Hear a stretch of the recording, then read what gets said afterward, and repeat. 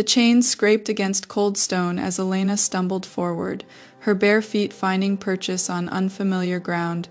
3 months pregnant, sold like livestock. Standing before a creature whose heat she could feel radiating across the space between them, a dragon shifter whose breath stirred her hair as he circled, assessing his purchase. Welcome to Luna's Romance Stories. Read the entire novel in one go. Message or comment to tell me what kind of story you'd like to read. Subscribe to the channel for daily updates. Luna reminds you, the story begins now. This was how far she had fallen.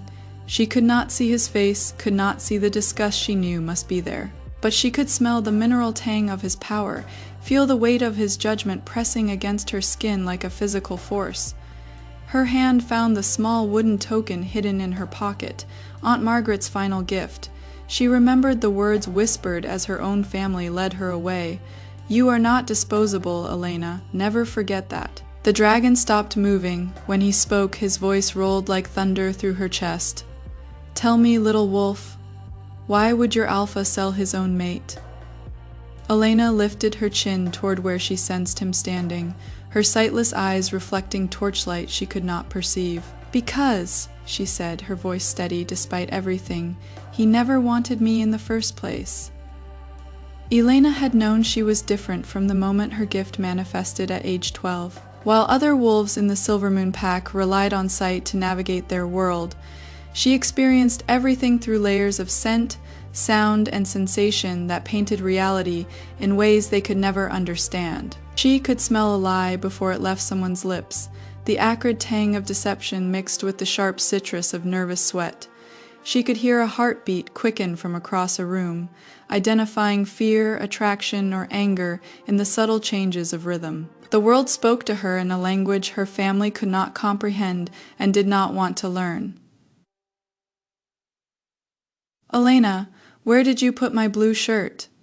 Her mother's voice carried from upstairs that morning, the same irritated pitch it always held when addressing her youngest daughter. "Hanging in your closet right side, third item from the door," Elena called back, not bothering to move from where she sat at the kitchen table.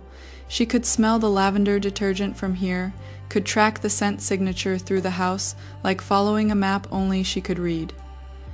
"How do you always know these things?" Her brother Marcus pushed past her roughly, the scent of his cologne too strong as always, masking the underlying smell of insecurity that clung to him. "It is creepy." Elena's fingers found her teacup with practiced ease. "I pay attention." "You are showing off," he muttered, "making the rest of us look bad." That was the crux of it. Really, her siblings, Marcus and her younger sister Bethany, could not stand that their blind sister navigated the world more efficiently than they did. Her parents preferred to pretend her abilities did not exist, treating each demonstration of her gift as an inconvenience rather than something remarkable. Only Aunt Margaret, her father's sister, ever celebrated what Elena could do. "Good morning, little warrior." Aunt Margaret's warm voice preceded the scent of rose oil and old books as she entered the kitchen. Her hand touched Elena's shoulder gently. She never grabbed or startled, always announced herself with that familiar greeting. "I brought you something." Elena's fingers explored the object Margaret pressed into her hands. Smooth wood, cool to the touch, with carefully carved finger holes along its length. A wooden flute. "For me, for making music," Margaret said softly, pulling out a chair beside her. "Your gift is extraordinary, Elena. What you can perceive, the way you read people, anticipate needs, sense danger, most wolves never develop that level of awareness. Even with sight, you experience the world through sound and scent better than anyone I know. This flute will let you create your own sounds, express what you feel." "Mom says I should try harder to be normal," Elena whispered, running her fingers over the flute's polished surface. The wood was smooth and warm now from her touch. Expensive craftsmanship. Aunt Margaret had spent real money on this, which would infuriate Elena's mother. "Your mother is afraid," Margaret said bluntly. "She does not understand what she cannot see, and your father enables her ignorance. But mark my words, child, there will come a day when your gift saves lives, when it saves you." Elena wanted to believe her. She held the flute close, memorizing the feel of it, the weight, the grain of the wood beneath her fingertips. "Thank you, Aunt Margaret." "Always." Margaret's chair scraped back. "Now, I hear your mother coming down the stairs with that particular march. That means she has found something to complain about. Brace yourself." Sure enough, her mother's voice cut through the morning peace. "Margaret, what are you doing here so early? And what did you give Elena? She does not need more things to fumble with." Elena felt Aunt Margaret's hand tighten briefly on her shoulder before releasing. "I gave her a flute, Patricia. She is 23 years old. She can own a flute. She can barely take care of herself. The last thing we need is more noise in this house when she cannot even see what she is doing." The familiar shame washed over Elena, hot and acidic in her throat. She had heard variations of this speech her entire life. Her mother's footsteps approached, and Elena caught the scent of her frustration, burnt sugar and stale coffee, always the same when Patricia was working up to something.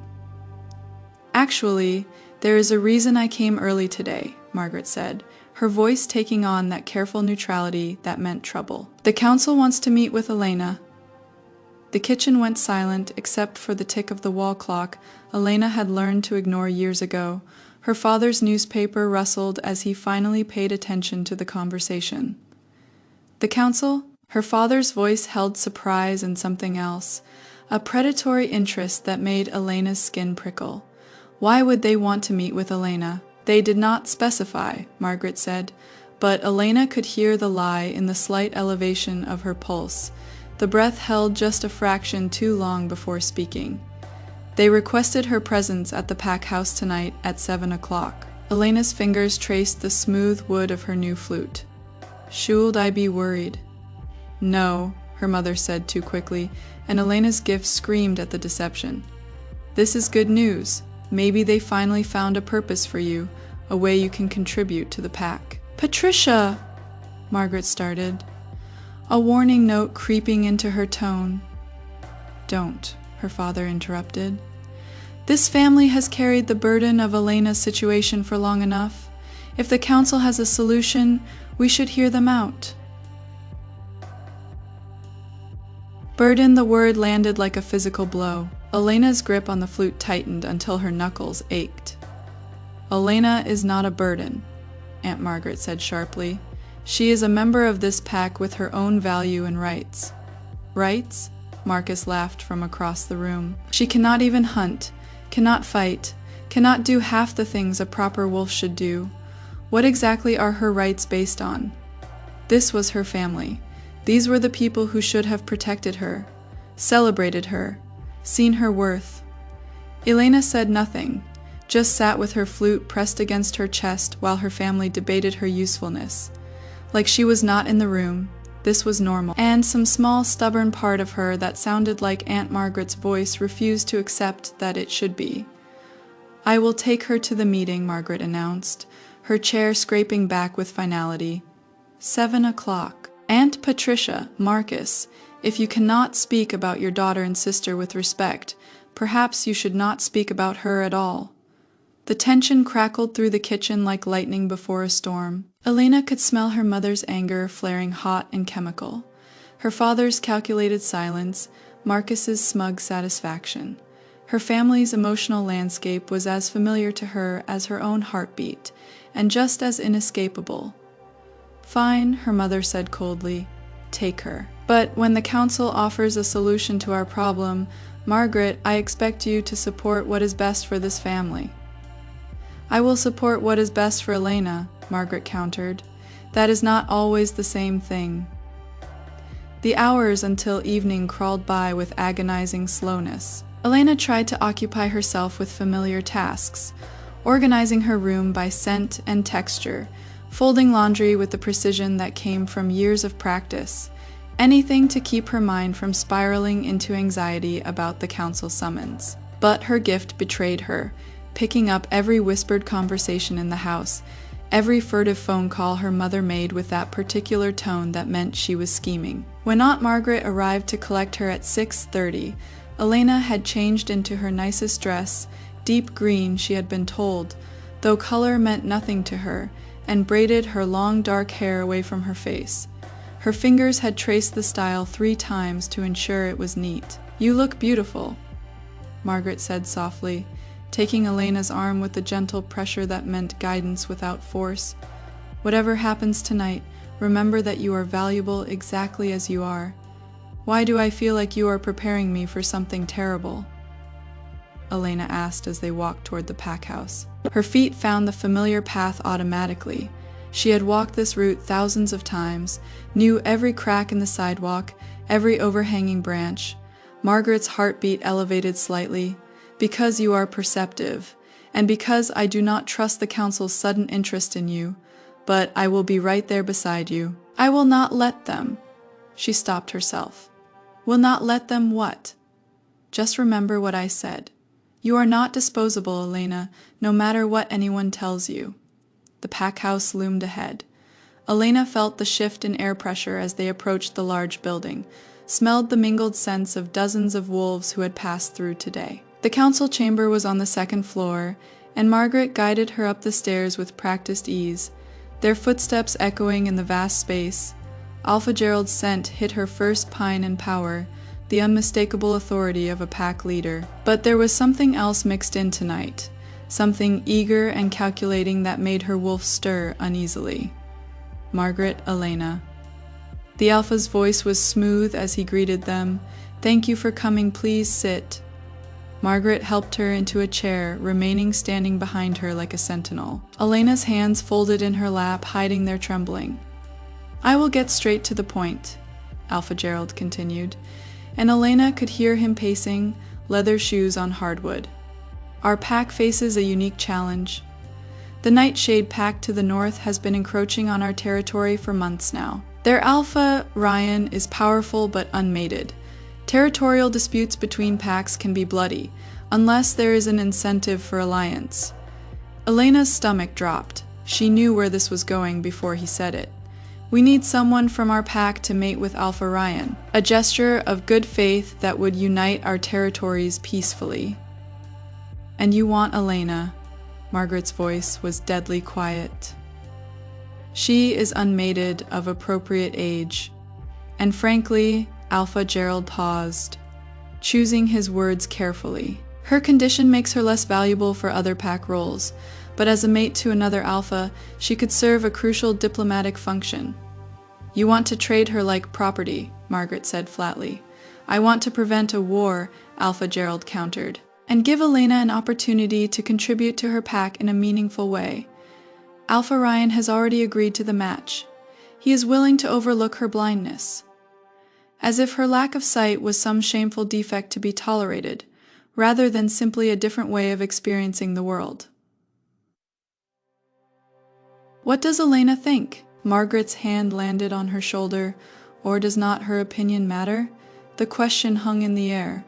Elena could smell the other council members now, 3 of them silent witnesses to this negotiation. She could smell her mother's perfume too, which meant Patricia had been invited to this meeting, had probably helped orchestrate it. "Elena," Alpha Gerald addressed her directly for the first time. "This is a chance to prove your worth, to show that despite your disability, you can still serve your pack with honor. Alpha Ryan is expecting to meet you tomorrow night. What do you say?" Her throat felt tight.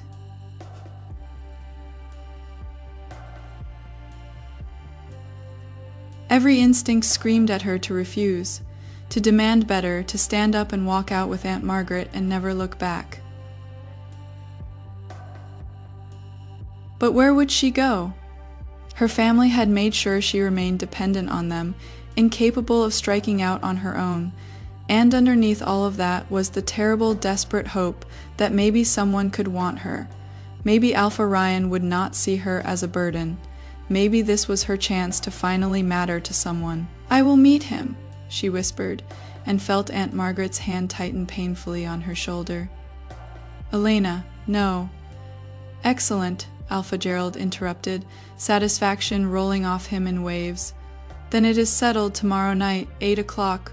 We will arrange everything." The meeting with Alpha Ryan was arranged at the Silver Moon Pack House, in one of the formal reception rooms Elena had only entered a handful of times in her life. Aunt Margaret had insisted on being present, but Alpha Gerald had overruled her, stating that the introduction should be private, intimate, a chance for the two potential mates to connect without interference. Elena stood in the center of the room, her hands clasped in front of her, acutely aware of how she must look. Her mother had fussed over her appearance for hours, pinning and repinning her hair, changing her dress 3 times, all while muttering about making the best impression possible, as if Elena were a piece of merchandise being prepared for display. The door opened with a heavy creak that echoed through the space. Alpha Ryan's scent entered first earth and smoke, and something wild that made her wolf recoil instinctively. His footsteps were confident, measured, circling her the way a predator circles prey. "So you are the offering," he said, his voice a low rumble that held no warmth. "Turn around." Elena turned slowly, her jaw tight. She hated this, hated being assessed like livestock, but she forced herself to remain still. "They said you were blind," Ryan continued. Closer now, his breath stirred her hair as he leaned in, inhaling her scent. "But they did not mention how delicate you are, Breakable." "I am stronger than I look," Elena said, lifting her chin. Her gift screamed warnings at her. This man was dangerous, calculating, wrong in ways she could not articulate. "Are you?" His hand caught her wrist suddenly, gripped tight enough to bruise. "Can you hunt? Fight? Defend territory?" "I can. You are useless," he interrupted, releasing her with a slight push that made her stumble. "But you are pretty enough, I suppose, and the alliance is what matters. Your Alpha Gerald has agreed to very favorable terms for this union." Terms? As if she were a business transaction. Elena's hands curled into fists at her sides. "However," Ryan's voice dropped lower, and Elena caught the chemical shift in his scent that meant deception was coming. "There is one condition. The mating must be consummated tonight to seal the bond, to prove you are committed to this alliance." "Tonight?" Elena's heart hammered against her ribs. "But we have only just met." "Are you refusing?" The threat in his voice was unmistakable. "Because Alpha Gerald made it very clear that your pack needs this alliance, that you are eager to finally serve a purpose. Unless that was a lie." The trap closed around her with perfect precision. Refuse, and she would be blamed for failing her pack, for costing them a crucial alliance accept, and she would be mating with a man she had known for 5 minutes, a man her every instinct told her to run from. "I need time to think," she managed, hating how small her voice sounded. "Think?" Ryan laughed, sharp and cold. "You are a blind Omega who has never contributed anything to your pack. This is the only value you will ever have, and you want time to think about it." The words struck like physical blows. She was not even an Omega. Her rank had never been formally tested because her family assumed her blindness made her too weak to be anything else. But she had never corrected them, never fought back against their low expectations. "I will give you 1 hour," Ryan said, his footsteps moving toward the door. "There is wine on the table. Have a drink, calm your nerves, and accept that this is the best offer you will ever receive. When I return, we will complete the bond." The door closed behind him with a finality that made Elena's knees weak. She stumbled toward where she remembered a chair being, found it, collapsed into it. Her whole body trembled with the effort of holding herself together. The wine, she could smell it from across the room, rich and dark and appealing. Maybe a drink would help. Maybe it would steady her racing thoughts long enough to figure out what to do. Elena stood, navigating to the table with careful steps. Her fingers found the bottle, then a glass. She poured carefully, the liquid's weight and flow familiar enough that she did not spill. The first sip was smooth, warming her throat and chest. She drank deeper. By the third glass, the room felt softer around her edges. Her gift seemed muted, distant, like she was experiencing the world through thick cloth. When had she poured the third glass? She could not quite remember. The bottle was lighter now when she reached for it again. The door opened. Ryan, returning already, but it had not been an hour, had it? Time felt slippery, unreliable, feeling more relaxed. His voice came from right beside her, startling. When had he gotten so close? I do not. Something is wrong, Elena tried to say, but her tongue felt thick, clumsy. The room tilted dangerously. The wine is exactly what you needed. Ryan's hand caught her as she swayed. Just relax. This will be easier if you do not fight. Terror spiked through the fog, but her body would not respond the way it should. Her gift was screaming at her. Danger trap run, but her limbs were heavy as stone, uncooperative. No, she managed, trying to pull away. Please? You agreed to this, Ryan said, guiding her toward what felt like a couch. Your alpha agreed to this. Everyone agreed, Elena. Stop making it difficult. The world blurred and fractured. She was aware of being moved, of fabric against her skin, of her wolf howling inside her mind, with rage and fear, but unable to surface, unable to protect her. The drug in the wine. Because it had been drugged, she understood that now with crystal clarity, kept her trapped in her own body, conscious but helpless. Time became meaningless. Minutes or hours could have passed. All she knew was that when awareness finally returned fully, she was alone in the room, her dress disheveled, her body aching, and the metallic scent of blood mixing with Ryan's lingering presence. Elena lay motionless on the couch, her mind slowly reassembling itself from the scattered pieces the drugged wine had left behind.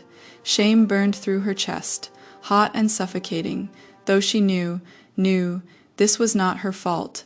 She had been manipulated, drugged, violated. But the knowing did not stop the feeling, did not stop the voice in her head that sounded sickeningly like her mother. You should have been more careful. You should have known better.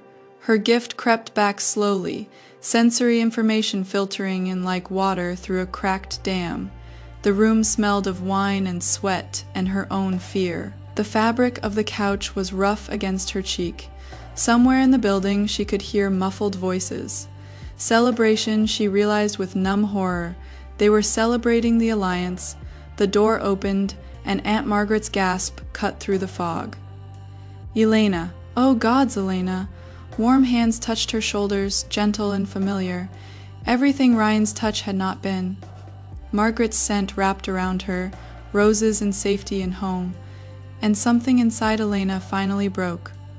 A sob tore from her throat. Then another, her body shaking with the force of tears she had been holding back. I have got you, Margaret whispered, gathering her niece into her arms. I have got you, little warrior. What did he do? Margaret's voice shook with barely contained rage. What did they do? The wine, Elena managed between gasps. He drugged the wine. I could not. I tried to stop him, but I could not move, could not fight. Margaret's fury blazed so hot. Elena could feel it radiating from her skin, could smell the rage like scorched metal. That bastard, that absolute bastard. And Gerald let him. She stood abruptly, still holding Elena. We are leaving, right now. I am taking you away from here. Where? Elena clutched at her aunt's shirt. Where can we go? He said. The bond is sealed now. He said. I do not care what he said, Margaret interrupted. There are packs that would take you in places where... Margaret. Alpha Gerald's voice came from the doorway, cautious and edged with warning. What is going on here? What is going on? Margaret said, her voice deadly calm. Is that Alpha Ryan drugged your pack member and forced a bond without her conscious consent? What is going on is that you facilitated an assault.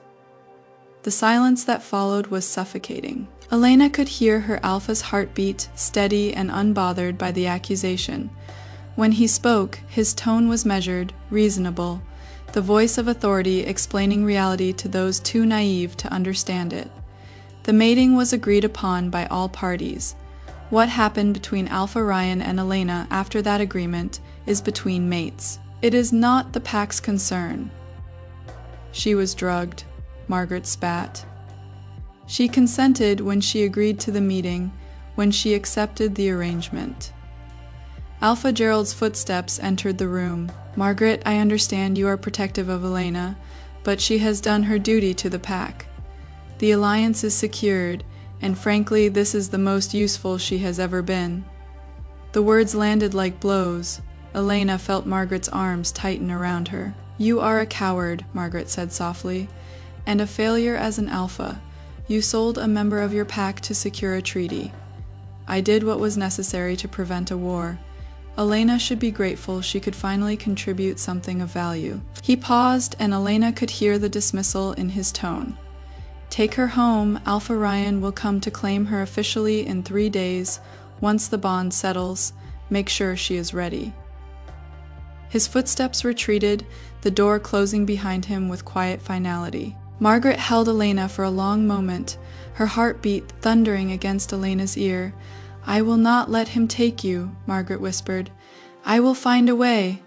I swear it. But they both knew she was powerless against an alpha's command, against pack law and tradition, and the weight of centuries of hierarchy that made Elena's autonomy meaningless compared to political convenience.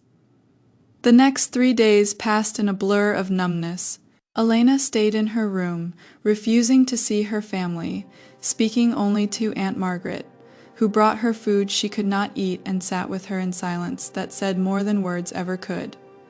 Her mother came to her door once, voice bright with false cheer about how lucky Elena was, how this was the best thing that could have happened to her. Elena did not respond, just curled tighter into herself until Patricia gave up and left. When Ryan came to claim her on the 3rd day, Elena went with him silently, mechanically, her mind locked away somewhere safe, where his touch could not reach her. He took her to the Nightshade territory, to a stone manor house that smelled of old wood and colder intentions. She was given a room, luxurious by her family's standards, but a gilded cage nonetheless. 3 months later, Elena had learned to navigate her prison with the same efficiency she had once navigated her family home. The Nightshade Manor had its own rhythms, its own scent markers and sound patterns. She knew where Ryan would be at any given hour, and she arranged her life to avoid him as much as possible. He seemed content with the arrangement, visiting her room only when the bond demanded it, treating her with the same disinterested attention one might give a piece of furniture. She had stopped hoping for rescue, stopped hoping for anything, really. Aunt Margaret had tried to visit twice, but Ryan had turned her away both times, claiming pack business required privacy. Her family had not tried at all, which hurt less than it should have.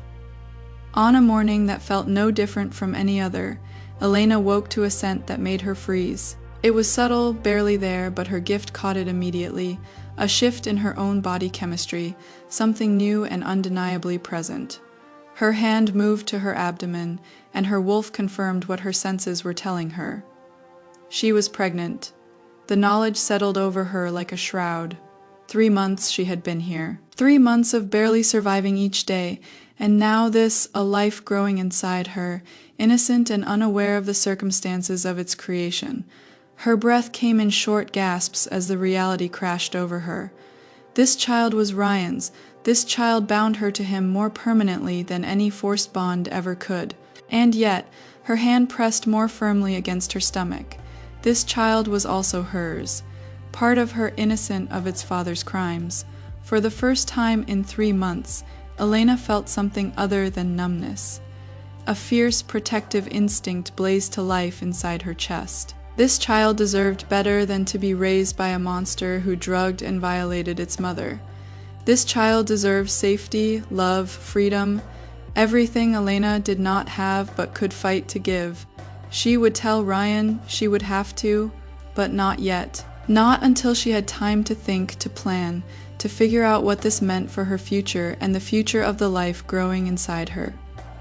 Elena's fingers found the flute Aunt Margaret had given her, still carefully wrapped in cloth in her belongings. She had not touched it since that terrible night, but now she pulled it out, running her fingers over the smooth wood, a reminder of who she had been before all this, a reminder that she was more than what had been done to her. And now she had someone to protect, someone who needed her to be strong. Elena waited until evening to tell him. Ryan typically returned to the manor at sunset, his footsteps heavy on the stone floors as he made his way through the halls that had become her prison. She positioned herself in the sitting room he frequented, her hands folded in her lap, the knowledge of her pregnancy sitting in her chest like a stone. His scent reached her first earth and smoke, and that wild, dangerous edge that still made her skin crawl after 3 months. His footsteps paused when he entered the room and found her there. "Elena," he said, surprise evident in his tone. She rarely sought him out, had learned to make herself scarce whenever possible. "Is something wrong? I need to tell you something." Her voice was steadier than she felt. "I am pregnant. I am carrying your child." The silence that followed was deafening. She could hear his heartbeat accelerate, could smell the shift in his scent, but not joy, not excitement. Suspicion, acrid and bitter. "Is it mine?" The words were cold, sharp as a blade. Elena's heart stopped, then kicked into overdrive. "What?" I said. "Is it mine?" His footsteps moved closer, circling her like he had that first terrible night. "You are blind, helpless, utterly dependent. How do I know you have not been with other males during these 3 months? How do I know this child is actually my bloodline?" The accusation hit her like a physical blow after everything he had done, the drugs, the force, the violation she was still trying to process. He dared to question her. "You know exactly how this happened," Elena said, her voice shaking with rage. "You were there, you drugged me. I gave you wine to help you relax," Ryan interrupted smoothly. "You were nervous about our mating, understandably so. But now, 3 months later, you show up pregnant, claiming it is mine, and expect me to simply accept the word of a blind Omega, who cannot even see who she is spreading her legs for." Her hands clenched into fists. "I have been locked in this manor for 3 months. I have not seen anyone but your servants. Servants who are all male," Ryan cut in. "Guards, stable hands, household staff. Any one of them could have taken advantage of a helpless, blind girl. You would not even know which one." The cruelty of it stole her breath. "You are lying," Elena said. "You know this child is yours." "What I know," Ryan said, his voice dropping to something dangerous, "is that I was promised a mate from a respectable pack. Instead, I got a defective female who now conveniently claims to be carrying my heir. What kind of fool do you take me for?" "The child is yours," Elena insisted, standing on trembling legs. "You know it is. What you did to me, what I did," Ryan said slowly, "was agree to mate with you despite your obvious flaws. And this is how you repay that generosity, by trying to trap me with some bastard you are probably carrying from one of my own pack members." Tears of rage burned her sightless eyes. "I have not been with anyone but you. You forced yourself on me." "You are hysterical," he said dismissively. "This is exactly the kind of instability I was warned about, blind, weak, and now delusional. I will not be tied to you through a child that is not mine." "Then reject me." The words came out before she could stop them, born of rage and desperation and the desperate hope that being free of him, even rejected and disgraced, might be better than this nightmare. "If you truly believe the child is not yours, reject the bond. But you and I both know the truth." She heard his sharp intake of breath, could smell the calculation in his scent as he considered her challenge. The bond between them was weak, barely there after 3 months of mutual avoidance. But it existed. A rejection would hurt, would be a public humiliation, but it would also free her. "Very well," Ryan said, and something in his tone made her wolf howl a warning. "I, Alpha Ryan of the Nightshade Pack, reject Elena of Silvermoon as my mate and deny any claim to the bastard she carries." The formal words detonated through Elena's chest like explosives. The bond, fragile and unwanted as it was, snapped with physical force, dropping her to her knees. Pain radiated through her body as her wolf screamed, the rejection echoing through every cell, despite the fact that she had never wanted him in the first place. However, Ryan continued, and Elena could hear the smile in his voice even through the pain, "You will remain here until I decide what to do with you. You are carrying a child, disputed or not, and I will not have it said that I turned a pregnant female out without provision." Elena gasped for air, her hands pressed against the cold floor, trying to process his words through the agony of the broken bond. "I have heard rumors," Ryan said thoughtfully, pacing around her collapsed form, "of a dragon shifter in the western mountains. Thorn, they call him. Powerful, wealthy, and always looking to expand his household staff. I am sure he would pay well for a wolf, even a defective one, especially one already trained to be obedient." "You want to sell me," Elena managed through gritted teeth. "As a slave. You are pregnant with a disputed child, rejected by your mate, and blind. What other value do you have?" His practical tone made it worse somehow. He was not even angry, just stating what he saw as obvious facts. "At least this way you will serve a purpose. Thorn is known to be fair with his servants. He will probably let you keep the bastard, raise it in his household." "Ryan, please. The alternative is to send you back to Silvermoon in disgrace, where your family will likely cast you out for failing to secure the alliance." His footsteps moved toward the door. "I will give you a few days to recover from the rejection. Then we will make the arrangements. Consider it mercy. You will have a home, food, shelter, more than you deserve, really, after trying to trap me with another male's spawn." The door closed behind him with finality. Elena remained on the floor, her body racked with the pain of rejection and the crushing weight of her new reality. She had been violated, rejected, and now was about to be sold like property, all while carrying a child she had not chosen but would die to protect. Her hand moved to her abdomen, pressing against the barely, their swell. "I am sorry," she whispered to the life growing inside her. "I am so sorry." Ryan left her alone for 2 days after the rejection, the broken bond leaving her body aching, and her wolf whimpering in confusion. Elena stayed in her room at the Nightshade Manor, hands pressed against her barely swollen stomach, listening to servants whisper in the hallways about the rejected mate and the bastard child she carried. She tried to reach Aunt Margaret through one of the kinder servants, a young female wolf who had shown her sympathy, but the girl returned with frightened eyes and a message.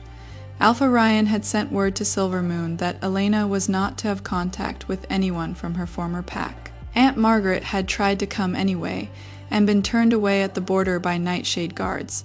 The servants said Margaret had been screaming threats, demanding to see her niece, before being escorted back to Silvermoon territory under threat of violence. Elena had never felt more alone. On the morning of the 3rd day, Ryan's footsteps approached her door. She recognized his gait now, the confident stride of a man who had never been told no in his life. "The arrangements are made," he announced without preamble. "The dragon shifter Thorn has agreed to purchase you. He will pay well for a wolf servant, even one in your condition.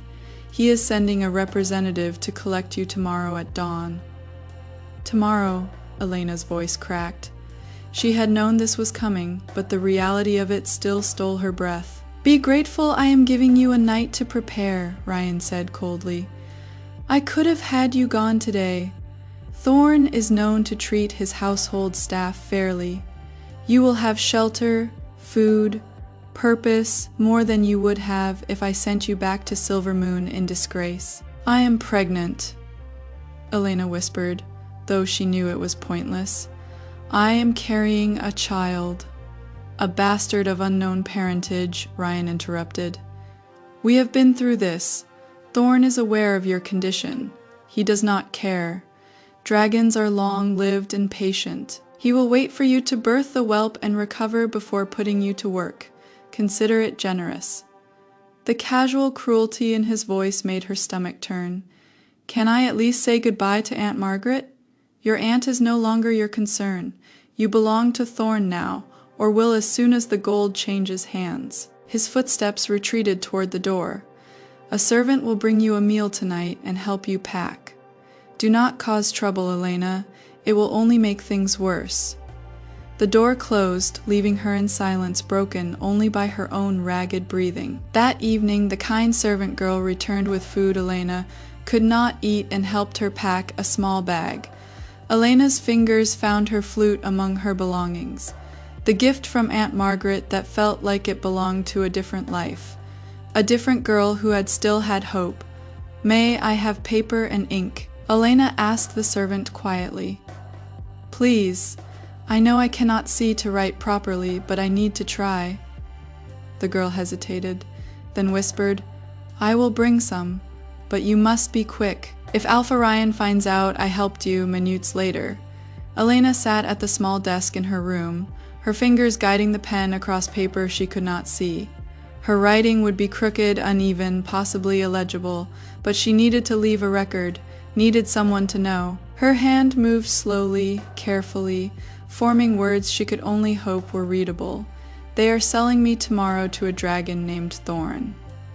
I am 3 months pregnant with a child no one wants, rejected by a mate who violated me, and now being sold like property. Aunt Margaret says, I am not disposable, but I do not know how to believe that when everyone else treats me like I am, if I do not survive this, if something happens to me or the baby, I want there to be a record. I want someone to know that I did not choose any of this, that I tried to be strong, that I wanted to matter. I am terrified of meeting this dragon, of what he will do when he realizes what he has purchased. A broken wolf carrying another man's rejected child. But maybe if I am lucky, he will be indifferent. Maybe he will ignore me, and I can raise this baby in peace, forgotten in some corner of his household. I do not have hope anymore, but I have this child, and I have to protect them. That is enough. That has to be enough." She folded the paper carefully and tucked it into her bag, along with the flute. Then she lay down on the bed that had been her prison for 3 months and waited for dawn. Sleep came in nightmares of chains and dragonfire, and her child crying for a mother who could not protect them. When she felt the air shift with approaching sunrise, the temperature changed, the distant sounds of servants beginning their morning routines.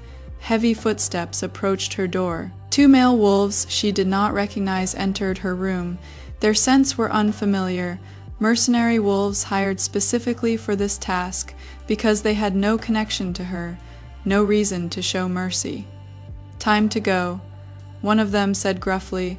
"The dragon's representative is waiting." Elena stood on shaking legs, her bag clutched in one hand, the flute wrapped carefully inside. "Can I?" "No delays," the second wolf interrupted. "Alpha's orders. You come now, quiet and cooperative, or we carry you, your choice." There was no choice. There had not been any choice since the moment Ryan had drugged her wine and stolen her future. They led her through the manor she had learned to navigate over 3 months. Downstairs she counted in her mind past servants who turned away rather than watch her leave. Alpha Ryan was somewhere in the building. She could smell his scent, pine, and smoke, but he did not emerge to witness her departure. Outside, a carriage waited, pulled by horses whose nervous stamping she could hear clearly. The air smelled of coming rain and fear. Her own fear, she realized, sharp and metallic on her tongue. "In you go," the first wolf said, not unkindly, helping her into the carriage. She felt a wooden seat beneath her, heard the creak of old leather and wood. Her fingers gripped her bag tighter, the flute inside pressing against her palm through the fabric. One hand moved to her stomach, to the barely there swell of the child growing inside her. "I will keep you safe," she whispered to the life she carried. "I promise, whatever it takes." The carriage door closed. The driver called to the horses, and Elena left the Nightshade territory behind, bound for a dragon's household, and an uncertain future, carrying nothing but a flute, a desperate letter, and the child no one wanted but her. The carriage door closed with a heavy thud that felt like a coffin ceiling. Elena settled onto the leather bench, her bag beside her, and felt the vehicle lurch into motion. Through the small window, she could smell nightshade territory fading behind her. Stone and unfamiliar earth, a place that had been her prison for 3 months. The representative sitting across from her remained silent for the first hour of travel. His scent was unusual, smoke and stone and something ancient that made her wolf uneasy. Not quite wolf, not quite human, something other. "You are pregnant," he said finally, his voice a low rumble that seemed to vibrate through the carriage floor. Elena's hand moved instinctively to her stomach. "Yes, does Thorn know?" "I do not know what he was told." She lifted her chin despite her fear. "Does it matter?" "It might," the representative said carefully. "Dragon shifters have particular views about young. He may not want you once he knows." Hope flared painfully in her chest. Would he send me back? The word crushed that hope immediately. He would likely sell you to someone else. Dragons do not return purchased goods. It is beneath their pride. But where you end up after that, he trailed off meaningfully. Elena swallowed hard. At least with Thorn, she knew vaguely what to expect. Household service, hard work, but presumably safety for her and her child.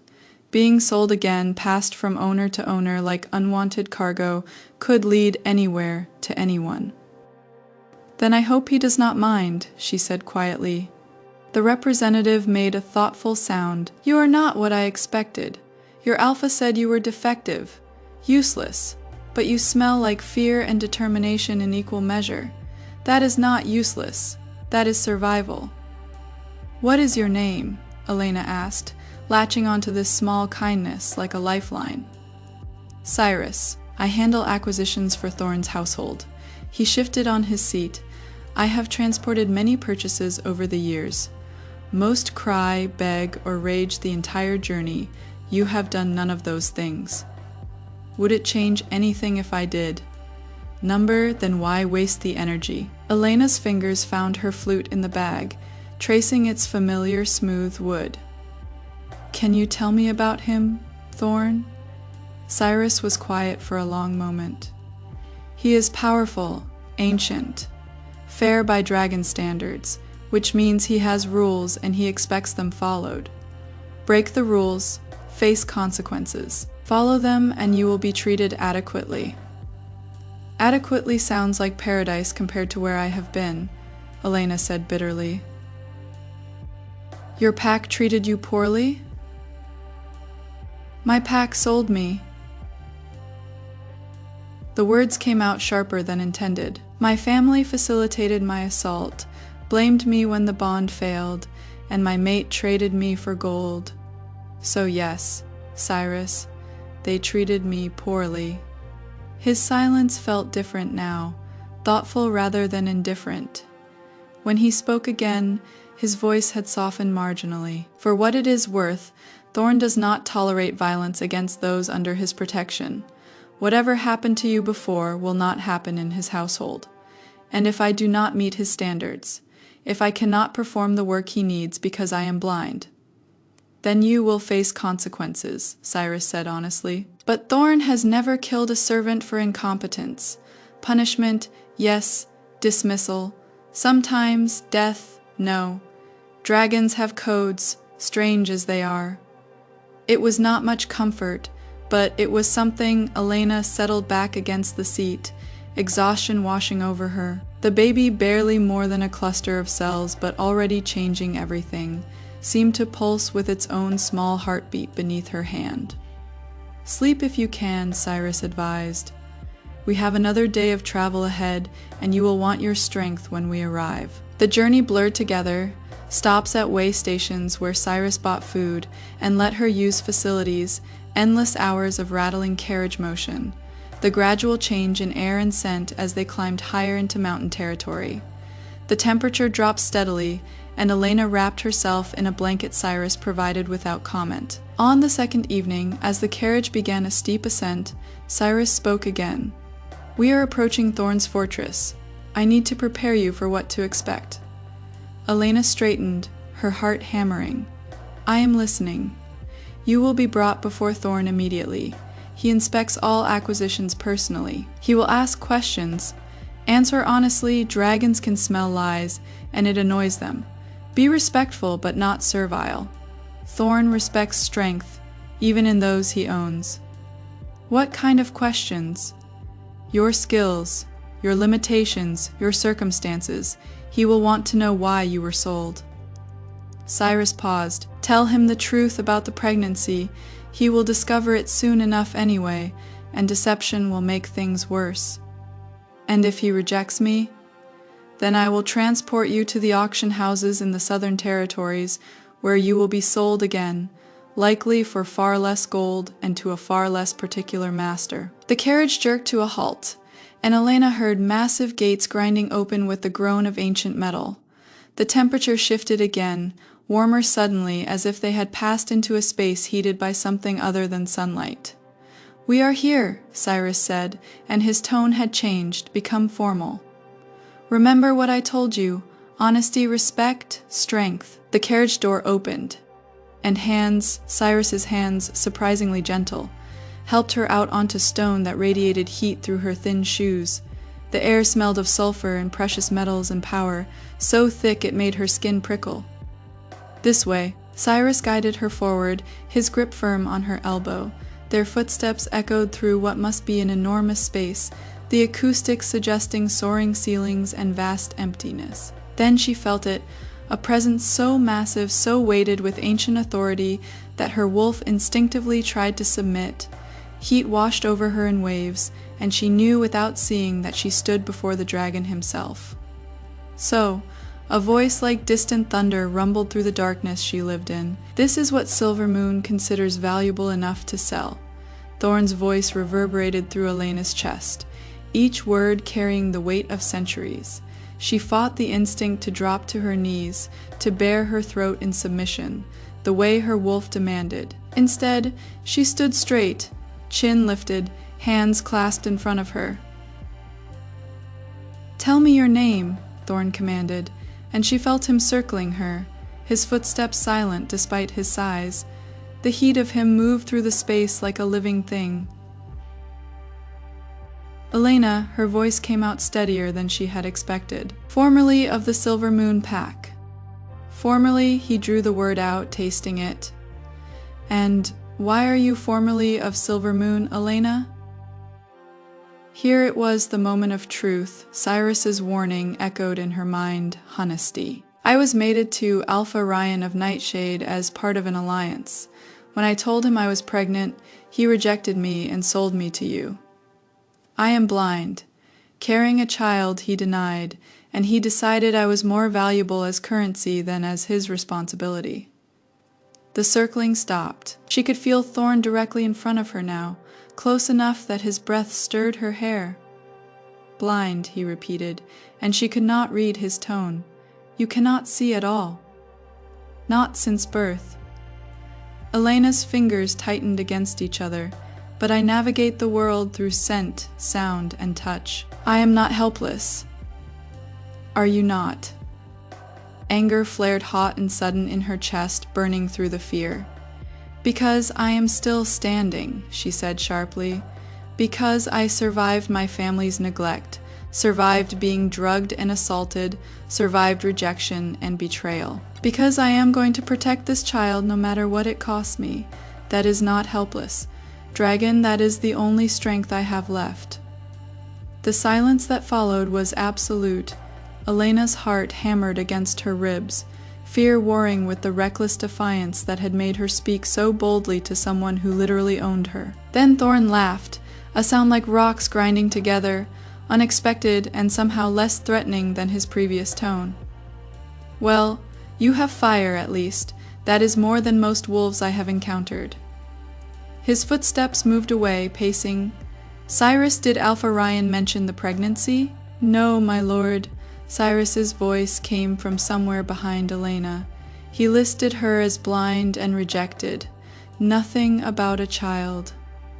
Of course not. Honesty is not that bastard's strongest quality. Thorn's disgust was palpable. How far along? 3 months. Elena answered before Cyrus could. I will work until I cannot anymore. I will not be a burden. You are already a burden, Thorn said bluntly. You are pregnant, which means you will need special considerations. You are blind, which limits the work you can perform, and you are carrying emotional trauma that will likely make you unreliable. He paused. I should send you back and demand a refund. Terror spiked through Elena's chest. Please. But I will not, Thorn continued, his voice thoughtful now. Do you know why? She shook her head mutely. Because your former mate's eyes lit up with greed when he quoted me the price. Because Cyrus reported that no one even tried to stop your sale. Because every instinct I have tells me that Ryan deserves to lose you. His footsteps approached again, and because you stood before a dragon and called yourself strong. That takes either courage or stupidity, and I am curious to discover which. Elena's throat felt tight. What happens now? Now I decide what to do with you. Thorn's hand caught her chin suddenly, not roughly, but firmly enough to tilt her face upward. His skin was fever, hot against hers, and she caught the scent of him fully for the first time, smoke and ancient stone, and something wild and clean, like mountain air after a storm. You say you navigate by scent and sound.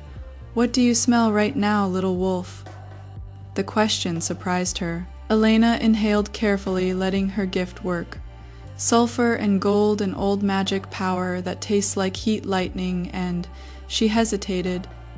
And Thorn prompted. Curiosity, she said softly. You are intrigued by me. I do not know why, but your scent shifted when I answered back. You were not expecting defiance. His hand released her chin. Most purchases grovel and plead. You bare your teeth. He moved away again, and she heard the sound of him settling into what must be an enormous chair. Here are my terms, Elena of Nowhere. You will work in my household, doing tasks suited to your abilities. You will be given quarters, food, and medical care for yourself and your child. You will obey the rules of this fortress without question. Your leaf flooded through her, so intense she swayed slightly. Thank you, I am not finished. His voice sharpened. You will also prove your worth. I do not keep useless things, and I will not coddle you because of your condition. If you cannot perform adequately, I will sell you elsewhere. Do you understand? Yes? Elena straightened her shoulders. What would you have me do?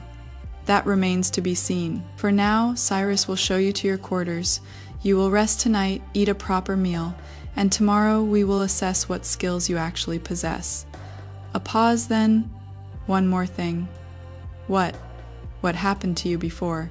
The assault, the rejection, that is done. In my household, you answer only to me. No one touches what belongs to me without permission. That includes you, are we clear?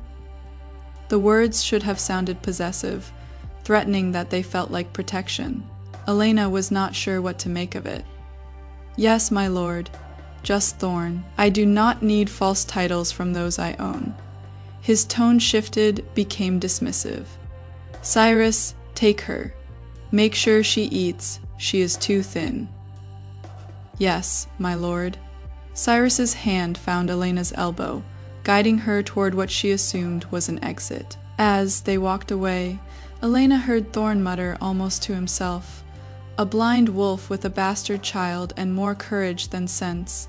What have I gotten myself into? Despite everything, Elena felt the smallest spark of hope kindle in her chest.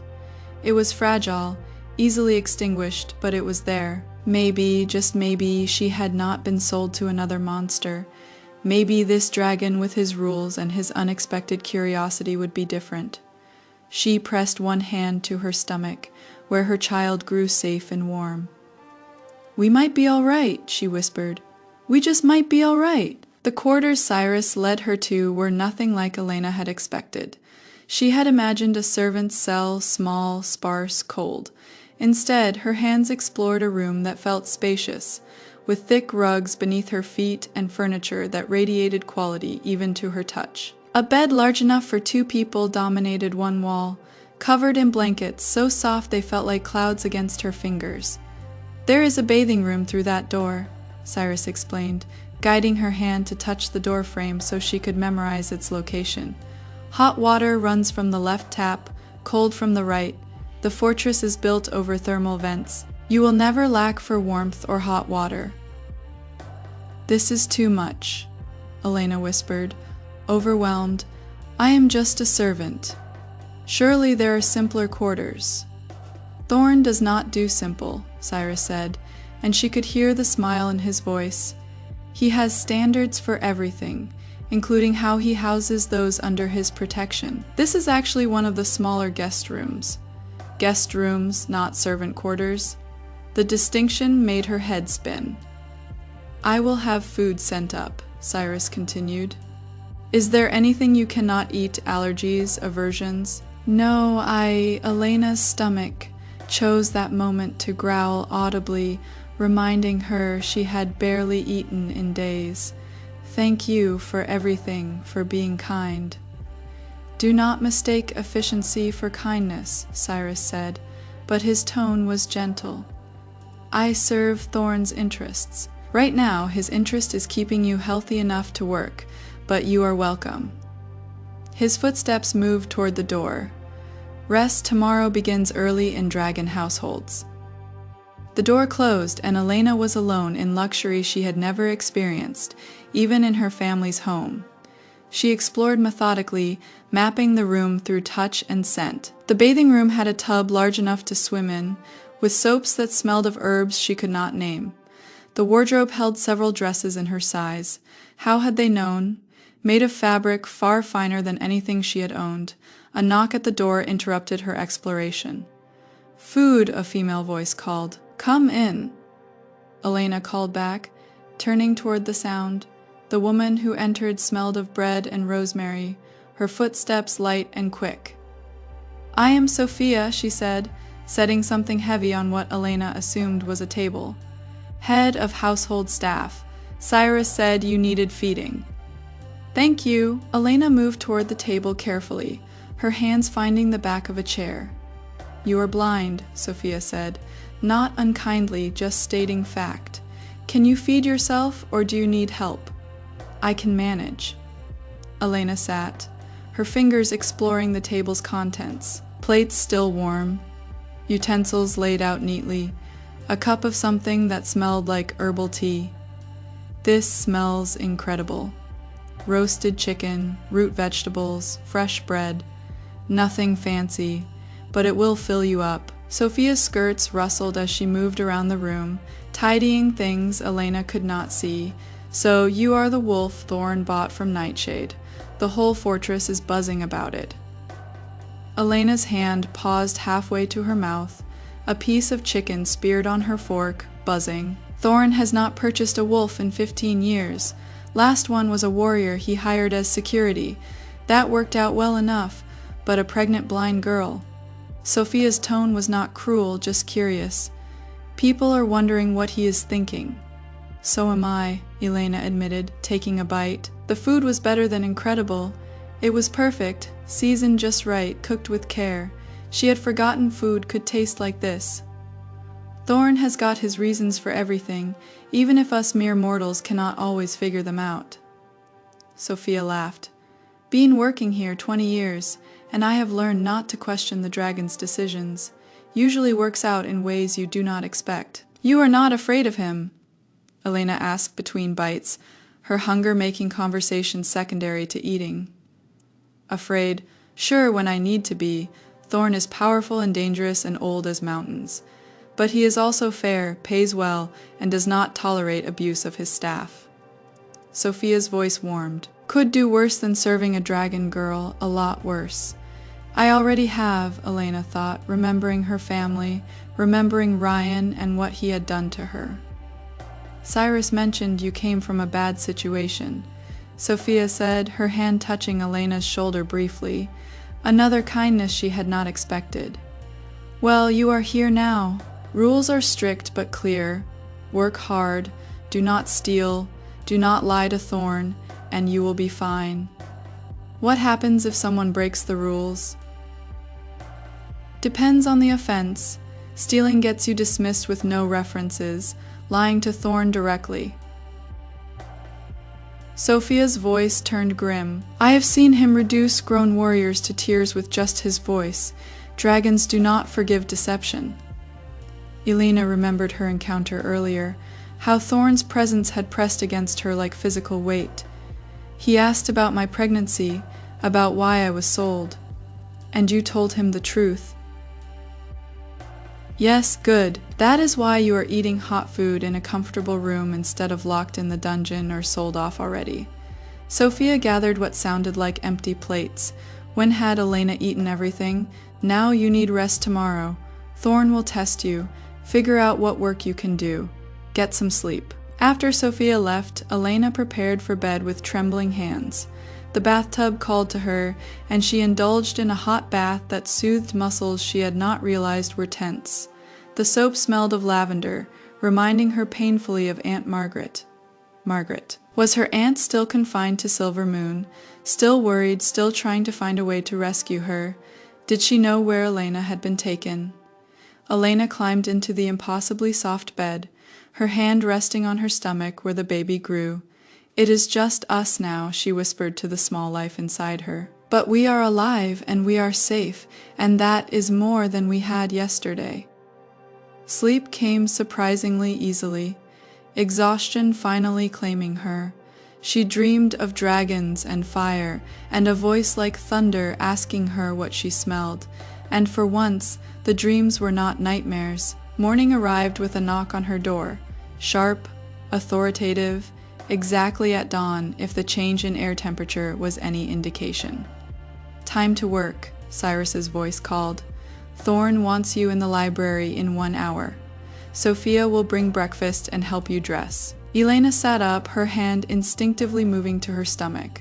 The baby was fine, she could sense that much, but her heart raced with anxiety about what Thorn would ask of her, about whether she could possibly meet his standards. We can do this, she whispered to her unborn child. We have to. Whatever tests Thorn had planned, whatever work he assigned, she would face it with the same strength that had gotten her this far. She had survived her family's cruelty, survived Ryan's violation, survived the journey to this fortress. She would survive this too, she had to. For the child who depended on her, for the future they might build together, for the woman she was determined to become. The blind wolf who refused to stay broken. The library was the most overwhelming space Elena had ever encountered. The moment she crossed the threshold, her senses were assaulted by the scent of thousands of books, old leather, aged paper, ink and dust, and knowledge accumulated over centuries. The acoustics told her the room was massive, her footsteps echoing up into what must be vaulted ceilings. Impressive, is it not? Thorn's voice came from somewhere deep in the space, surrounded by the rustle of pages. Even for someone who cannot see it. Elena moved forward carefully, one hand trailing along what felt like an endless shelf of books. I can smell the age of them. Some of these must be ancient. The oldest is 3,000 years. His footsteps approached, heavy and deliberate. I have been collecting since before your pack's territory was even settled. Knowledge is the truest form of wealth. Little wolf, gold can be stolen, land can be lost. But what you know, what you truly understand, that can never be taken. She heard him stop a few feet away, could feel the heat radiating from him like standing near a forge. Why am I here? She asked.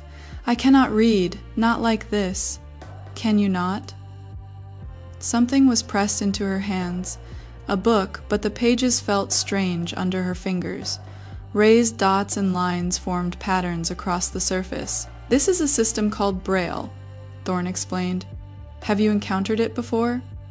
Elena's fingers traced the patterns carefully. They meant nothing to her, just random bumps. Number, we did not have anything like this in Silver Moon. Of course not. Your pack would not invest in tools for someone they considered defective. The bitterness in Thorne's voice surprised her. I, however, have an entire section of my library transcribed into Braille, thousands of volumes, and no one to read them. Understanding dawned slowly. You want me to learn this, to read these books. I want you to catalog them, organize them, maintain them. My collection has grown unwieldy, and I need someone who can navigate it without sight, someone who will not be distracted by the visual beauty of rare manuscripts and will focus on content, condition, and proper preservation. He paused. Cyrus tells me you have an exceptional memory and attention to detail. Is that true? I have to remember things, Elena said, running her fingers over the raised dots once more. I cannot just look at them again later. You will have time. The baby will not arrive for 6 months. That is enough time to learn Braille basics and begin cataloging the simpler texts. Thorne moved away, and she heard him pull out a chair. Sit, we will start your first lesson now. Now. Elena's stomach fluttered with nerves. But do you want to prove your worth or not? The challenge in his voice was clear. You stood before me yesterday and claimed you were not helpless. Show me. Pride stung by his tone, Elena felt her way to the chair and sat, squaring her shoulders. Fine, teach me. The next 3 hours were the most mentally exhausting of Elena's life. Thorne proved to be an exacting teacher, patient with genuine mistakes, but intolerant of lazy thinking. He guided her fingers over the Braille letters, making her trace them repeatedly until she could identify basic characters by touch alone. The letter A is a single dot in the upper left, he explained, his large hand covering hers, positioning her fingers correctly. His touch was surprisingly gentle for someone so powerful, his skin still radiating that constant fever warmth. B is 2 dots vertically, C is 2 dots horizontally. Feel the difference. Elena focused intently, her gift helping her memorize the subtle distinctions. Yes, A is alone, B is tall, C is wide. Good, that is a memory technique. Use whatever helps you learn faster. He released her hand, placing a different book in front of her. Now identify the first 3 letters of this line. Her fingers traced carefully. A, B, C, correct. She could hear the approval in his voice, slight but present. Again, next line. They worked until Elena's fingers ached and her head throbbed with new information. Finally, Thorne called a halt. Enough for today. You have learned the first 10 letters. That is more than I expected in a single session. My head feels like it is going to explode, Elena admitted, rubbing her temples. Learning always hurts at first. Your brain is forming new pathways, new connections. She heard him stand, stretch, the sound of ancient joints popping. Come, I want to show you something. He guided her through the library, his hand firm on her elbow, until they emerged into another space. The air here felt different, cooler, fresher, with the scent of growing things. Where are we? Elena asked, breathing deeply. Flowers, dozens of varieties, some she recognized and many she did not. My garden, specifically the night flower section. Thorne led her forward until her hands touched what felt like a stone bench. Sit. Elena sat, and he placed her hand against something soft and delicate, flower petals that released their scent at her touch. It is beautiful, she whispered, though she could not see the colors, could not appreciate the visual display. These flowers only bloom in darkness, Thorne said quietly, settling beside her on the bench. His weight made the stone creak. They are more fragrant at night than any day. Blooming plant. Their beauty is hidden from those who rely only on sight. The metaphor was not subtle, but it landed in Elena's chest with unexpected force. Why are you being kind to me? She asked, her voice barely above a whisper. I am just a purchase, a servant. You could have put me to work scrubbing floors. I still might if you prove inadequate at cataloging. but his tone held no real threat. "You asked what you smelled when we first met. What do you smell now, little wolf?" Elena inhaled carefully, letting her gift work. "The night flowers, yes. But underneath," she paused, surprised by what she detected. "Loneliness. No, that is not quite right. Isolation, chosen isolation. But isolation, nonetheless." The silence stretched between them, heavy with unspoken understanding. 3,000 years of life, Thorn said finally, and you are the first person to identify that in 5 minutes of acquaintance. Maybe your former pack was right to fear your gift, little wolf. You see too clearly for comfort. "I do not see at all," Elena reminded him, a small smile tugging at her lips despite everything. "That is rather the point." Thorn's laugh rumbled through the garden like distant thunder. "Semantics you perceive more than most who have full sight." His hand touched one of the night flowers, and Elena heard the delicate rustle of petals. "I built this garden 200 years ago, after I realized that some beauty cannot be appreciated by dragons.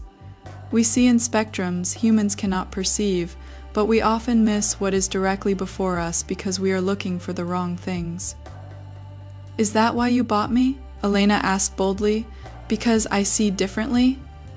"I bought you because Ryan's greed offended me, and because you stood before a dragon and refused to grovel." He stood, and Elena felt his shadow fall over her like a physical weight. "What I do with you now that you are here, that is still being determined. But know this, Elena of Nowhere, I did not buy you to break you further. You are already fractured enough." The words, oddly gentle, coming from such a fearsome creature, made Elena's throat tight. "What if I cannot do what you need? What if I fail?" "Then you fail, and we find something else for you to try." His hand touched her shoulder briefly, that fever warmth seeping through her dress. "I have lived 3 millennia, little wolf. I have learned that potential is often buried under trauma and circumstance. You have had neither chance nor support to discover what you are truly capable of. Consider this your opportunity." Before Elena could respond, his hand withdrew, and she heard him moving toward what must be an exit. "Rest this afternoon. Your fingers need recovery time, and pregnancy makes fatigue worse. Tomorrow we will continue your lessons." "Thorn," she called, stopping him. "Thank you for the garden, for teaching me, for seeing something in me worth the effort." "Do not thank me yet," he said, his voice carrying back through the space. "I have not decided if you are worth the gold I paid. Prove it to me, little wolf. Prove you are more than what they said you were." The challenge in his words ignited something in Elena's chest. Determination, fierce and bright, she would prove it. Not for Thorn, not even for her unborn child, but for herself. For the girl who had spent 23 years being told she was less than, broken, disposable.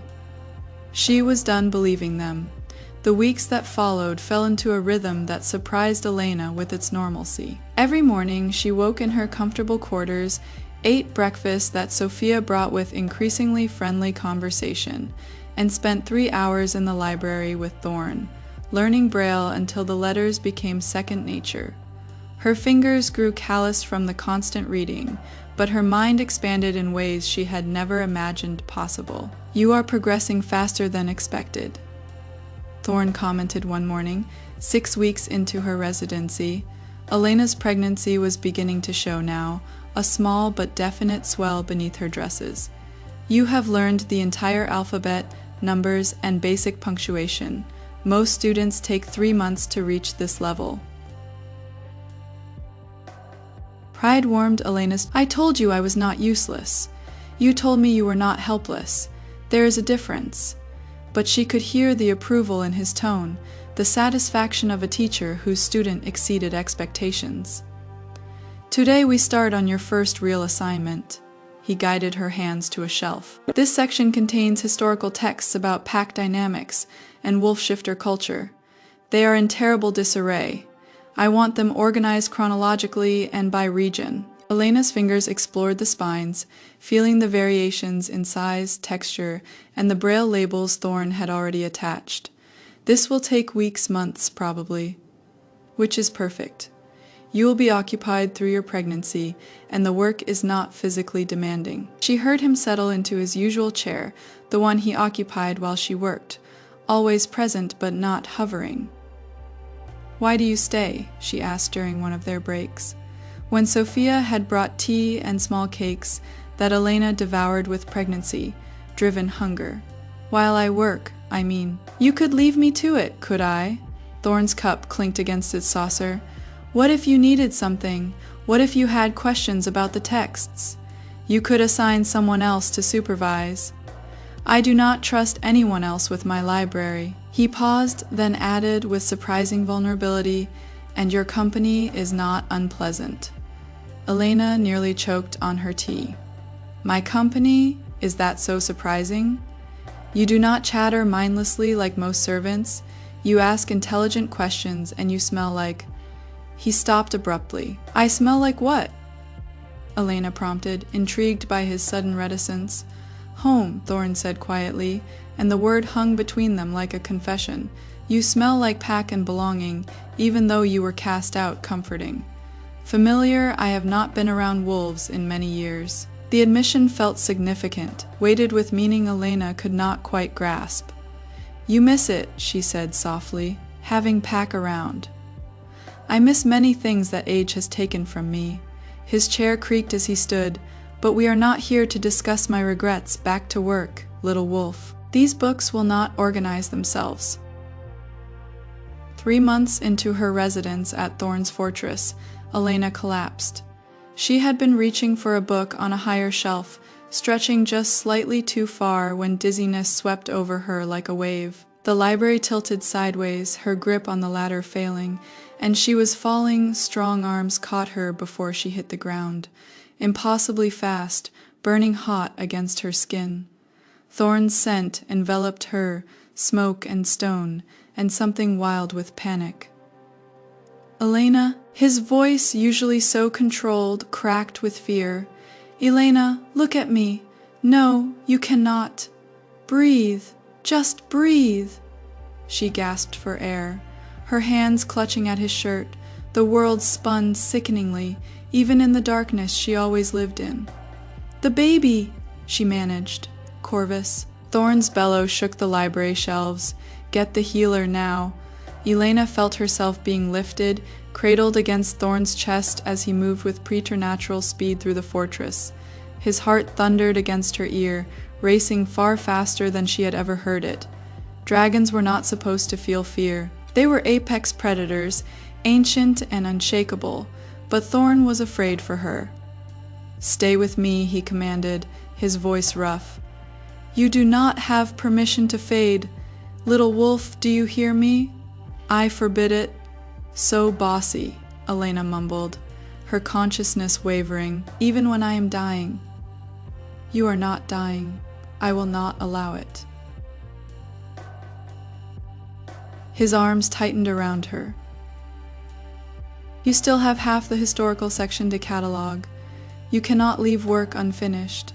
The healer, an elderly woman who smelled of herbs and antiseptic, examined Elena thoroughly while Thorne paced nearby like a caged storm.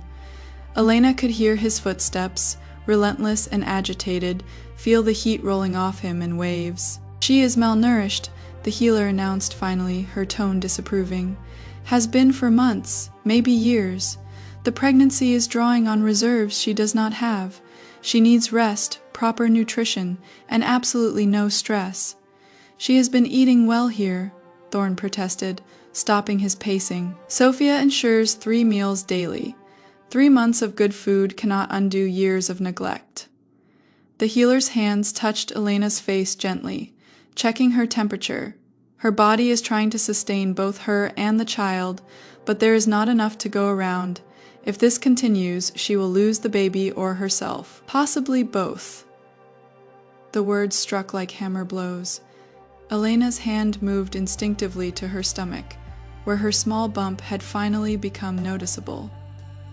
"No," she whispered. "Please, I cannot." "You will not."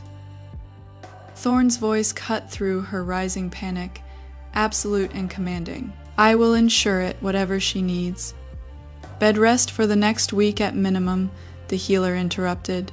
Rich foods, red meat, eggs, cheese, plenty of fluids, and she needs to stop working herself to exhaustion. Whatever tasks you have assigned her, they can wait. But the library, Elena started. We'll still be there when you are healthy, Thorn said firmly. The books have waited centuries. They can wait a few more weeks. After the healer left, Thorn remained. Elena could feel him standing beside her bed, could sense the tension radiating from him like heat from forge fire. I should have noticed, he said finally, his voice low and rough with something that sounded like guilt. I watched you work every day. I should have seen the signs. I hid them well, Elena admitted. I did not want you to think I was weak, that I could not handle the work. He moved closer, and she felt the bed dip as he sat on its edge. Elena, you have been working, pregnant, while recovering from trauma and years of systematic neglect, and you have learned more in 3 months than most of my scholars learn in a year. That is not weakness, that is extraordinary. Tears burned behind Elena's sightless eyes. Then why do I feel like I am failing? Because they trained you to feel that way, Thorn said, and his hand, careful, gentle, touched her cheek, catching a tear that had escaped. Your family, your pack, that bastard Alpha who violated you, they all convinced you that your value was contingent on being perfect, despite impossible circumstances. But you are not failing, little wolf. You are surviving, and survival is its own victory. His touch lingered on her face, fever-warm and unexpectedly tender. Elena's breath caught, suddenly hyper, aware of his proximity, the way his scent wrapped around her like a blanket. Thorn, she whispered. Why do you care?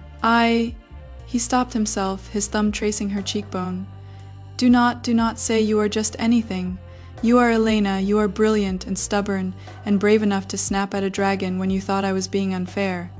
You are not just anything, and I will not hear you diminish yourself. Something shifted between them in that moment.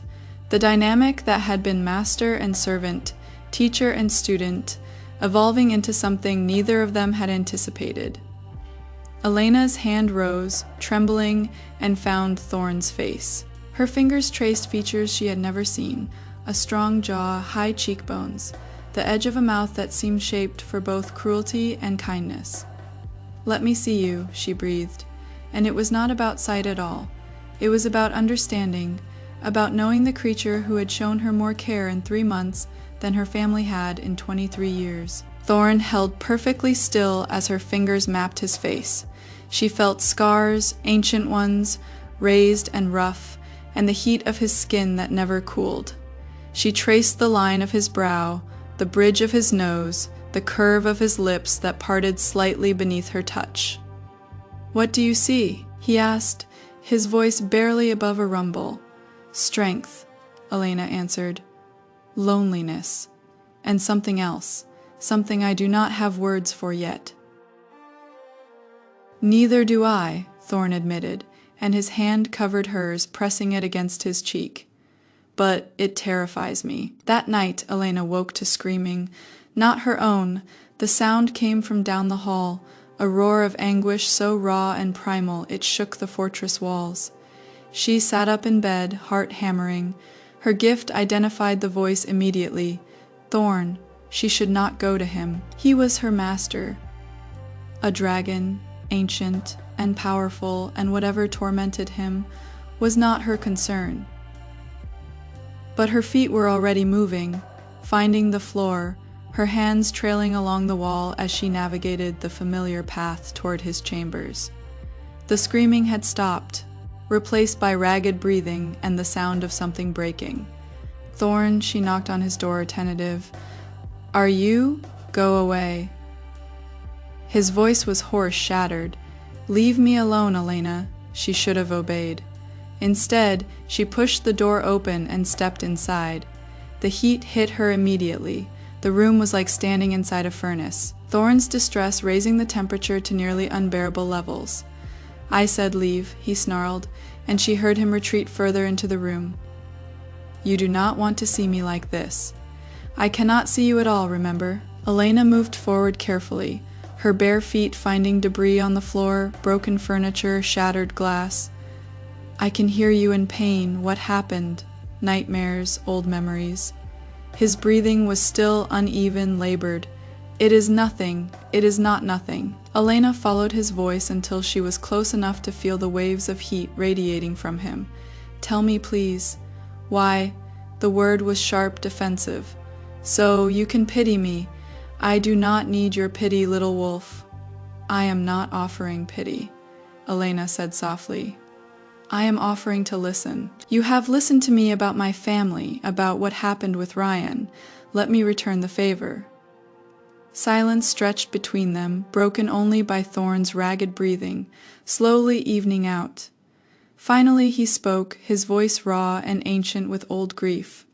I had a mate once, 300 years ago, a dragon named Seraphina, fierce and brilliant and everything I thought I would never deserve. We had been together for 2 centuries when the hunters came. Elena's breath caught.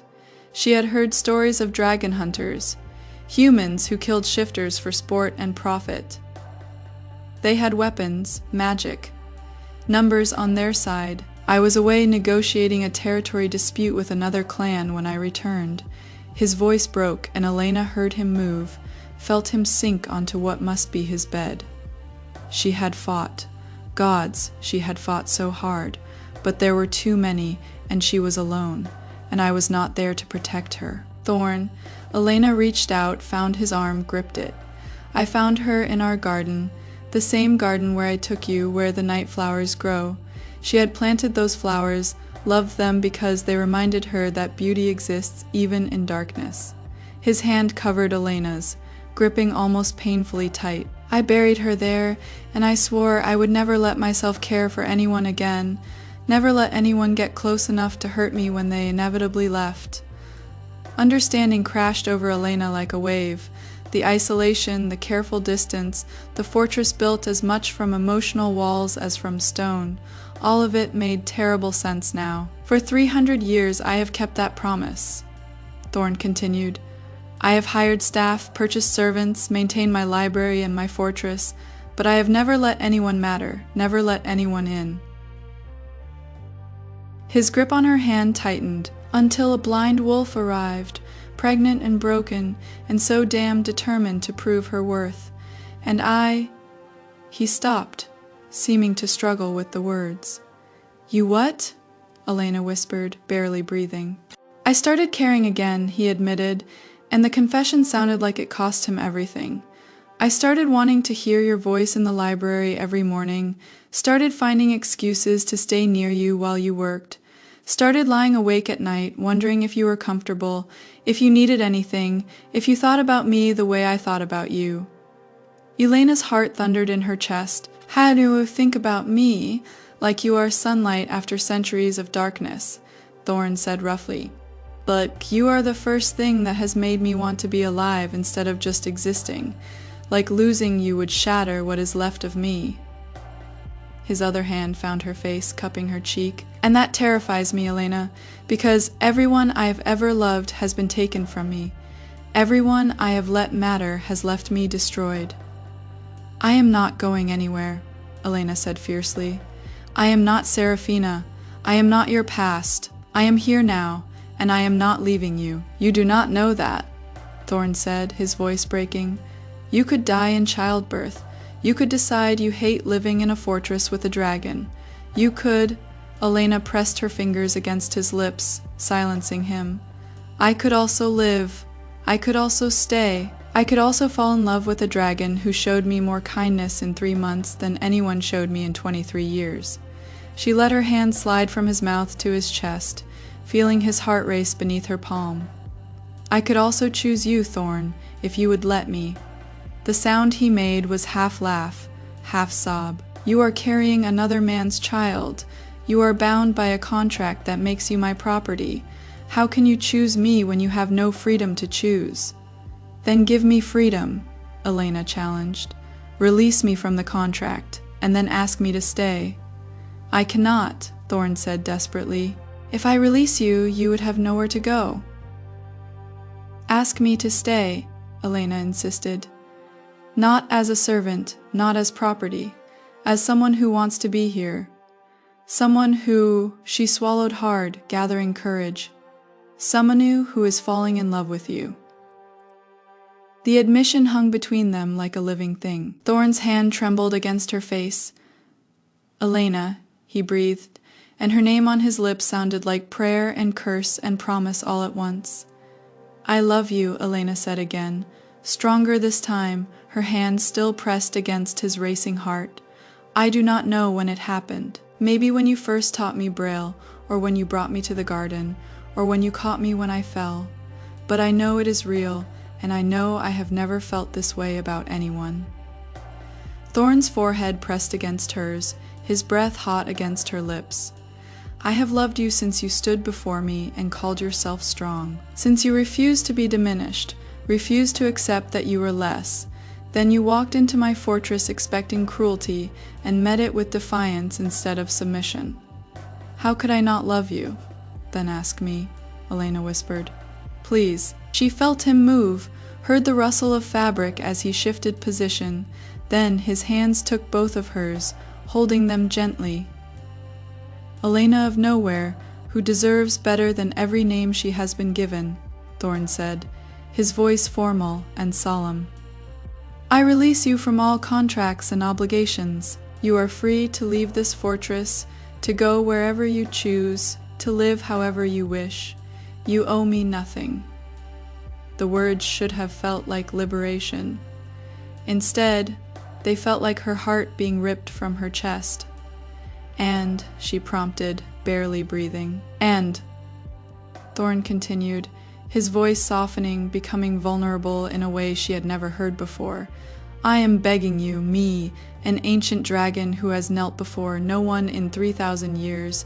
I am begging you to stay, not as my servant or my property, but as my equal, as my partner, as the woman I love more than I thought possible. His hands tightened on hers, trembling slightly. Stay with me, Elena, choose me, let me spend however many years we have proving that you made the right choice. Let me love you the way you have always deserved to be loved. Yes, Elena said immediately, her own voice breaking with emotion. Yes, of course, yes, you ridiculous dragon. Where else would I go? Where else would I be this happy? Where else would I find someone who sees me, truly sees me, and loves what they find?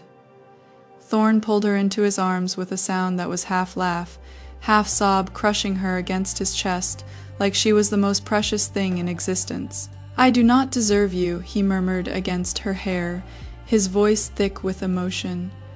Gods, I do not deserve you, but I am selfish enough not to care. I am keeping you. Little wolf, you are mine now, and I am never letting go. Good, Elena said, her hand sliding up to frame his face, feeling the dampness of tears on his cheeks.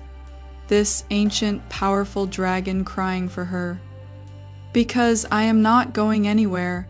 I am yours, Thorn. Completely yours. Mine, he breathed, and the words sounded like a vow, a prayer, a promise. My Elena, my love, my everything. His lips found hers then, and this kiss was different from before, not gentle or careful, but desperate and claiming, pouring 300 years of loneliness, and 3 months of falling in love into every movement. Elena kissed him back with equal fervor, her fingers tangling in his hair, tears streaming down both their faces as they held each other, like the world might try to tear them apart.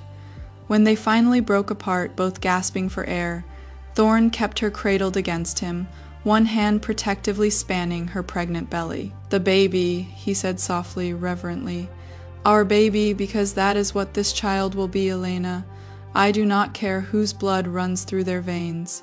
They are ours, mine to protect, mine to love, mine to raise as my own. His hand pressed more firmly against her stomach. I will be the father this child deserves. I swear it on my life, on my hoard, on everything I am. Fresh tears spilled down Elena's cheeks, but these were tears of overwhelming joy. How are you real? She whispered, her voice breaking. After everything I have been through, how did I get lucky enough to find you?" "I am the lucky one," Thorn replied fiercely, tilting her face up to kiss her forehead, her cheeks, her lips again. 3,000 years of existing, and I never knew I was only half alive until you walked into my fortress. You made me feel again, little wolf. You made me want to live instead of just survive. You saved me as much as I saved you." "I love you," Elena whispered against his lips. "I love you so much, it terrifies me." "Do not be terrified," Thorn murmured, pulling her closer. "I have got you. I will always have you. Nothing in this world or any other will take you from me. I promise." "Promise me again," Elena said, needing to hear it. "I promise," Thorn said solemnly, his hand cupping her face. "You and this child are mine to protect now, mine to cherish, and I will burn anyone who tries to hurt you. I will level kingdoms. I will go to war with the gods themselves if I have to, but I will keep you safe." For the first time in her life, Elena believed it. Believed she was worth protecting, worth fighting for, worth loving. "Now rest," Thorn said softly, lifting her easily and carrying her to his bed. Their bed now, she realized with a flutter in her chest. "You need sleep, and I need to hold you and convince myself this is not another dream that will vanish when I wake." "Not a dream," Elena promised, snuggling against his chest as he settled them both under the covers. "I am real, this is real, and I am not going anywhere." "Never," Thorn agreed, wrapping his arms around her protectively, his heat enveloping her like the safest cocoon. "You are home now, little wolf. Finally home." Elena fell asleep to the sound of his heartbeat, steady and strong beneath her ear, feeling more loved and safe than she had ever felt in her entire life. Elena woke to the sound of shouting. "I know she is here," Ryan's voice echoed through the fortress, sharp with desperation and fury. "I can smell her. Give her back to me." Elena sat up in Thorn's bed, their bed, her heart hammering with sudden fear. Beside her, Thorn was already on his feet, his heat flaring so intensely the air shimmered. "Stay here," he commanded, his voice allowing no argument. "Lock the door behind me. Do not come out until I return for you." "Thorn!" Elena reached for him, fear clawing at her throat. He was back at her side in an instant, his hands cradling her face, his lips pressing firmly against hers in a kiss that tasted of fierce protection and absolute promise.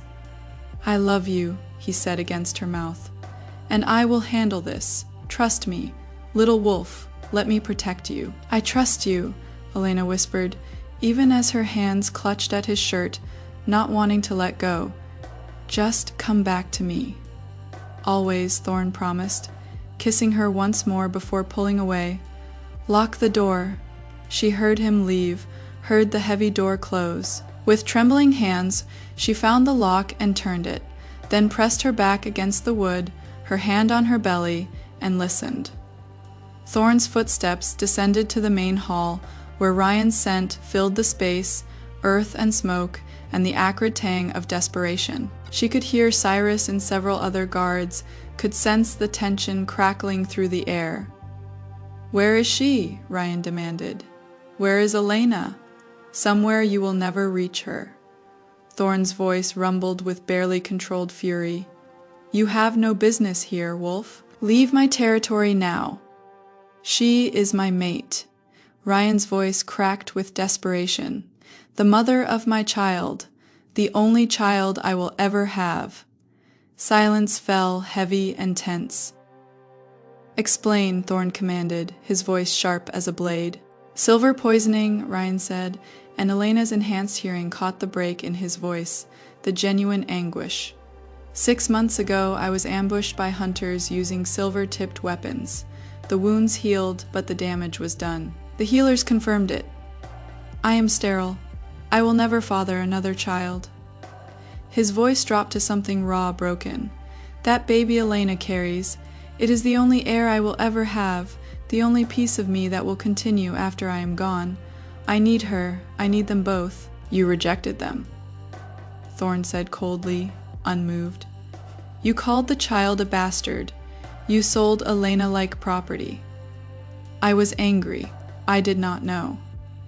Ryan's voice rose with frustrated desperation. I did not know I was destroying my only chance at a legacy, at a family, at anything that matters. But I know now, and I am here to make it right, to take responsibility, to be the father that child deserves. By claiming a woman you violated. Thorn's heat flared hotter. By demanding custody of a child you publicly denied. The child is mine by blood, Ryan insisted, his voice hardening with determination. Pack law is clear. Biological parents have rights that supersede all others. I can prove paternity. I have standing, and I have already filed a formal petition with the Interspecies Council. Elena's blood ran cold, her hand pressing harder against her belly. They will hear my case in 3 days, Ryan continued, triumph creeping into his voice. And when they grant me custody, because they will grant me custody of my own biological child, you will have no choice but to surrender both mother and infant to me. He paused. Unless Elena comes with me willingly right now, returns to Nightshade as my mate, helps me raise our child, gives me the family I need, I will treat her well this time. I will cherish her. Oh, you will do nothing, Thorn roared, and Elena heard stone crack, felt the fortress itself shake with his rage. She is mine. The child is mine. You gave up all rights when you rejected them, and I will see you dead before I let you take them from me. Then you will start a war, Ryan said quietly, dangerously. The council will not ignore a dragon killing an alpha over a custody dispute. They will send armies.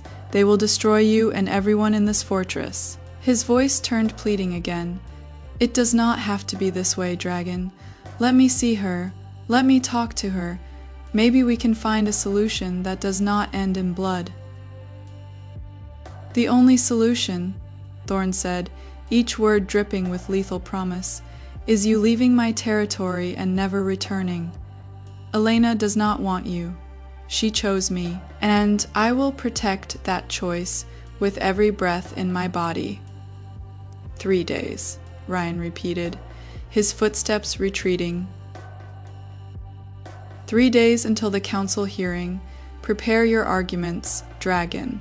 I am taking my child back, one way or another. The doors slammed shut, and Elena heard Thorn's roar of fury shake the very foundations of the fortress. Then his footsteps, fast and urgent, returning to her. Elena, he pounded on the door. Let me in, love. Please, she fumbled with the lock, and then he was there, sweeping her into his arms, crushing her against his chest as he carried her back to the bed and held her like she might vanish. He cannot. Elena sobbed against his chest, her hands fisting in his shirt. Thorn, he cannot take my baby. I do not care if he is sick. I do not care if it is his only chance. He cannot have my child. He cannot have us. He will not. Thorn's voice was absolute, unshakable, even as she felt him trembling with rage and fear. I will not let him take you, either of you. I swear it on everything I am, everything I have, he will not take my family from me. But the council? Elena pulled back, her sightless eyes filled with tears. You heard him. They will rule in his favor. Biological parents, pack law. Then I will fight the council, Thorn interrupted, his hands cupping her face, his thumbs wiping away her tears. I will fight all of them. I will burn the world down if I have to. Elena, but I will not lose you. Do you understand me? I survived 300 years of loneliness after Serafina, and I will not survive losing you. I cannot survive it. I am so scared, Elena whispered, her hands clutching at his wrists. What if love is not enough? What if love is always enough? Thorn said fiercely, pressing his forehead against hers. It has to be, because I love you more than I have loved anything in 3,000 years. I love you more than my horde, more than my territory, more than my own life. And that love makes me dangerous. Elena, it makes me capable of things I have never done before, things I never would have done before." "Like what?"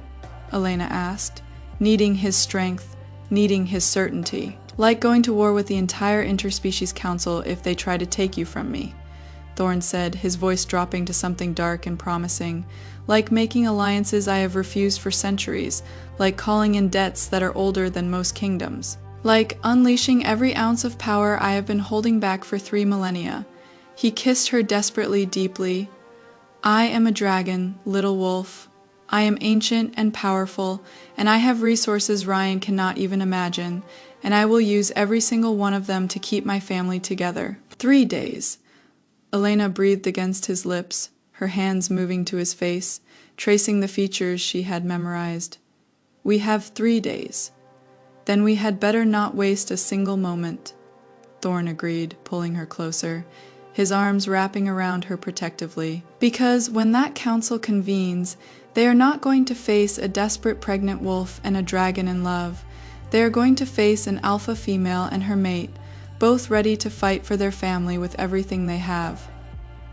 "Alpha female," Elena pulled back, confused. "You heard me," Thorn said, and she could hear the fierce pride in his voice. "No more hiding, no more letting others define your worth. You are my mate now, Elena. That makes you one of the most powerful beings in this territory. And it is time the Council and Ryan learned exactly what happens when they threaten something a dragon claims as his own." Elena pressed closer to him, feeling his heartbeat thunder beneath her palm, matching her own racing pulse. Outside, dawn was breaking. Inside, a war was coming, but wrapped in Thorn's arms, feeling his absolute devotion surrounding her like armor, Elena realized something profound. She was not the helpless blind Omega everyone had always seen. She was the woman a dragon would go to war for, the mother who would fight to the death for her child, the mate who had been chosen not by fate or obligation, but by love and, maybe, just maybe, that would be enough. The 3 days passed in a blur of preparation. Thorn called in scholars to research precedents, contacted allies Elena had not known he possessed, and strategized with Cyrus and his advisors late into each night. Elena spent the time learning everything she could about interspecies council law, her fingers flying over Braille texts as Thorn read aloud to her, their minds working in tandem to find any loophole, any argument that might save their family. On the morning of the hearing, Sophia helped Elena dress in a gown of deep crimson dragon colors. Thorn explained a statement that she belonged to him. Her hair was braided in an intricate pattern that proclaimed her status as a dragon's mate. "You look fierce," Sophia said warmly. "Like a warrior queen." "I feel terrified," Elena admitted, her hand resting on her now visible baby bump. "Good warriors usually are," Sophia replied. "Courage is not the absence of fear, child. It is doing what must be done despite it." The council convened in a neutral territory, an ancient stone amphitheater that predated most shifter societies. Thorn guided Elena to her seat, his hand never leaving the small of her back, his presence radiating protective heat. Elena could smell the assembled council members, representatives from wolf, bear, fae, vampire, and dragon clans.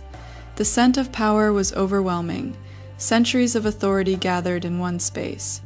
And there, across the chamber, was Ryan. His scent hit her like a blow, earth and smoke and desperation so thick she could taste it. "Order!" a voice rang out. The council chair, ancient and authoritative. "We convene to hear the petition of Alpha Ryan of Nightshade Pack, seeking custody of his biological child currently carried by Elena, formerly of Silver Moon Pack, now under the protection of Dragon Lord Thorn. State your case, Alpha Ryan." Ryan's voice when he spoke was measured and reasonable, the voice of a wronged father seeking justice. "Honorable council members, I come before you to claim my rights as a biological parent. The child Elena carries is mine, conceived during our legitimate mating bond. Due to silver poisoning that has left me sterile, this child is the only heir I will ever have." He paused for effect.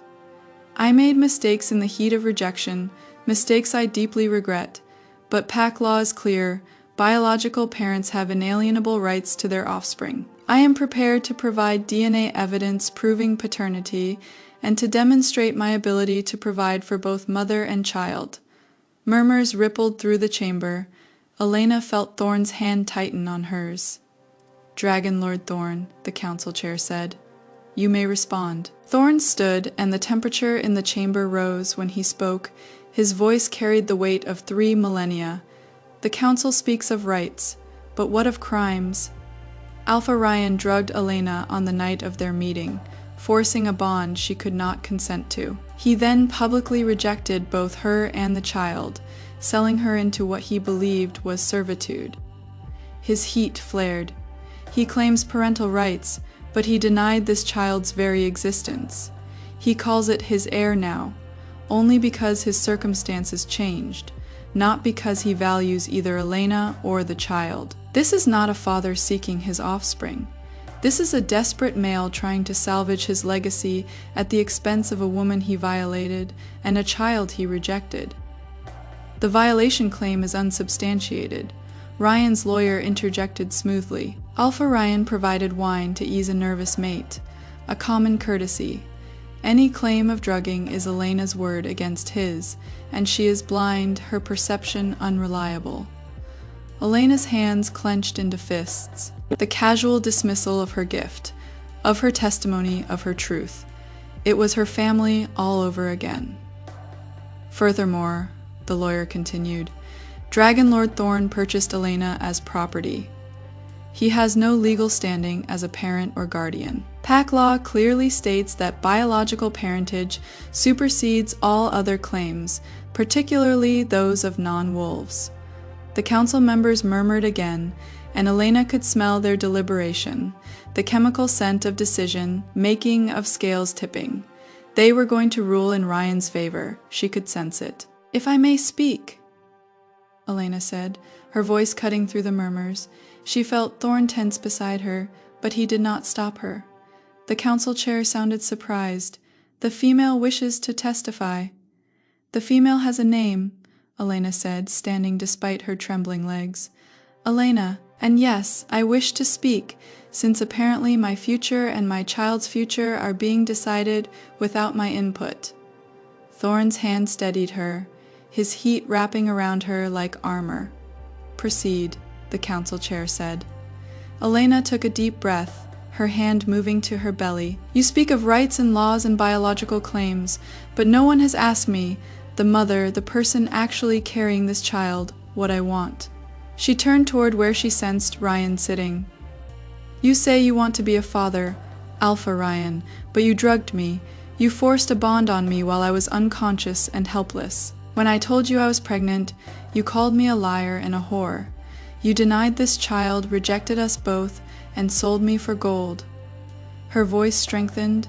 "Now you stand before this council claiming parental rights because your circumstances changed. Not because you love this child, not because you care about me, but because you need an heir and we are convenient." She turned back to the council. "I do not care about pack law or biological rights or any of your precedents. I care about my child's safety, and I will not raise them with a male who sees them as property, as a solution to his problems, as nothing more than a legacy." "With respect," Ryan's lawyer said, "maternal preference is not sufficient to override established law." "Then change your law," Elena interrupted, her voice ringing through the chamber. "Because your law says a male who drugs and violates a female, who rejects and sells her, still has rights to the child he never wanted until it became convenient.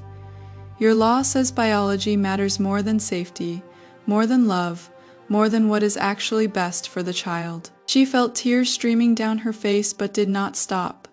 "I am not asking you to understand what it is like to be blind, to be violated, to be sold and discarded.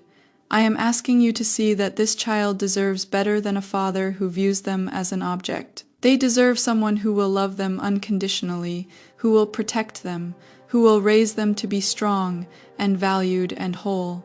Her hand found Thorn's gripping tight. They deserve the father who has already claimed them, who has already loved them, who has already sworn to protect them with his life. That father is Thorn, not Ryan. The silence in the chamber was absolute. Then Ryan stood, his voice breaking. Do not condemn me to die alone with nothing of myself left in this world. For the first time since this nightmare began, Elena felt a flicker of something that might have been pity. Ryan's anguish was real, the desperation of a male facing the extinction of his line, but pity was not enough to risk her child's safety. I am sorry, she said quietly. I am sorry that you were poisoned. I am sorry that this is your only chance at an heir, but I cannot. I will not sacrifice my child's well-being for your legacy. Find another way to be remembered. Ryan, find another purpose, but you cannot have us. The council chair's voice cut through the tension. We will deliberate and render judgment within the hour. All parties will wait. The hour felt like an eternity. Thorn held Elena in an antechamber, his arms wrapped around her, his heartbeat steady beneath her ear, even though she could smell his fear, acrid and sharp. Whatever they decide, he murmured against her hair, I will not let them take you. I will fight every council member if I must. We will disappear if we have to, go somewhere they cannot find us. Thorn, I mean it, Elena, I will not lose you. I will not lose our child. The words settled into Elena's chest, warm and permanent. When they were summoned back to the chamber, Elena's entire body trembled. Thorn's hand in hers was the only thing keeping her grounded. We have reached a decision, the council chair announced. This case presents a conflict between established biological rights and documented concerns for maternal and child safety. After reviewing all testimony and evidence, we rule as follows. Elena held her breath. Alpha Ryan's claim of biological parentage is acknowledged. However, his actions, including the documented rejection and sale of Elena, constitute abandonment of parental responsibility. Furthermore, Elena's testimony regarding non-consensual bond formation, while unproven, raises serious questions about Ryan's fitness as a guardian. The chair's voice hardened. The council finds that biological parentage alone is insufficient grounds for custody, when that parent has demonstrated a pattern of viewing the child primarily as property or legacy, rather than as a being deserving protection and love. No, Ryan breathed. No, please. Therefore, the chair continued, we grant full custody to Elena and her chosen mate, Dragon Lord Thorn, with the stipulation that Alpha Ryan be granted supervised visitation rights once per year, beginning when the child reaches 5 years of age, provided he completes a therapeutic program addressing his actions toward Elena. Elena's knees buckled. Thorn caught her, holding her up as the reality crashed over them. They had won. However, the chair added, and Elena's heart stopped, this ruling sets a precedent that may require review of existing PAC laws regarding parental rights and consent. We recommend all shifter communities examine their statutes to ensure they protect the vulnerable, rather than empower the abusive. Ryan's anguished howl echoed through the chamber. You cannot do this. That child is mine, mine by blood. The child is theirs by love, the chair said firmly. And in cases where the two conflict, this council chooses love, ruling final. These proceedings are closed. 6 months later, Elena woke to the sound of her daughter crying, not in distress, but the lusty, demanding cry of a healthy infant who wanted her mother. I will get her, Thorn murmured, already moving. Elena heard him cross their chamber with the quiet efficiency he had developed over the past months of parenthood. There is my little Ember, he rumbled softly, and the crying stopped immediately. Did you wake hungry? Let us get you to your mama. Elena sat up, arms outstretched, as Thorn placed their daughter in them. Lily, named for the night blooming flowers in Thorn's garden, latched on immediately, nursing with the fierce determination she had inherited from her mother. "She has your stubborn streak," Thorn said, settling beside them, his hand gently stroking Lily's dark hair. "Already knows exactly what she wants." "And your heat," Elena countered, smiling. "She is always so warm, the perfect combination of dragon and wolf." It was true. While Lily's biological father was Ryan, she had somehow manifested traces of dragon magic, a gift from growing in Elena's womb while she was bonded to Thorn. The healers theorized the child was unique, belonging fully to neither species but cherished by both. Ryan had not contested the ruling. Elena had heard through Cyrus that he had entered the therapeutic program required by the council and was reportedly making progress. In a few years, when Lily was older, perhaps supervised visits would be appropriate. But for now, their small family was complete, perfect, safe. "What are you thinking?" Thorn asked, his arm coming around Elena's shoulders. "That I was right," she said softly. "That night when you taught me Braille, when you showed me the garden, I told myself love would be enough, and it was." "It was," Thorn agreed, kissing her temple. "Though I will admit, there were moments I doubted. Like when you were ready to go to war with the entire council." "I would do it again," he said fiercely. "For you, for Lily, I would burn the world." "I know," Elena said, leaning into him. "But you did not have to. You proved something better, that sometimes the system can be changed, that sometimes justice wins, that sometimes love really is enough." Lily finished nursing and burped contentedly, making them both laugh. Thorn took her, cradling her against his massive chest with the gentleness only a dragon could possess. "She is going to be extraordinary," he said, wonder in his voice. "Can you imagine what she will accomplish? Growing up knowing she is loved unconditionally, that her blindness is a gift, not a curse, that she can be anything she chooses?" Elena's throat tightened with emotion. "She will never doubt her worth, never question if she matters, never feel like she has to prove herself just to deserve basic kindness." "No," Thorn agreed. "She will grow up secure in our love, and when she is old enough, we will tell her the truth, all of it, about how her mother was the bravest wolf I ever met, how she stood before a dragon and demanded to be seen as strong, how she fought for her right to choose her own fate." He looked down at Lily, then at Elena, "And we will tell her that family is not always about blood. It is about choice, about love, about who shows up and stays and fights for you when everything seems impossible." "She will know," Elena promised, reaching up to cup Thorn's face. "She will know because we will show her every single day." Thorn leaned down, kissing Elena with a gentleness that belied his ancient power. "I love you, little wolf, my mate, my equal, my everything." "I love you too," Elena whispered against his lips. "My dragon, my protector, my home." Lily made a small sound of contentment, nestled between her parents, surrounded by love and warmth and safety. Outside, dawn was breaking over the mountains, painting the sky in colors Elena would never see but could feel in the warmth on her skin.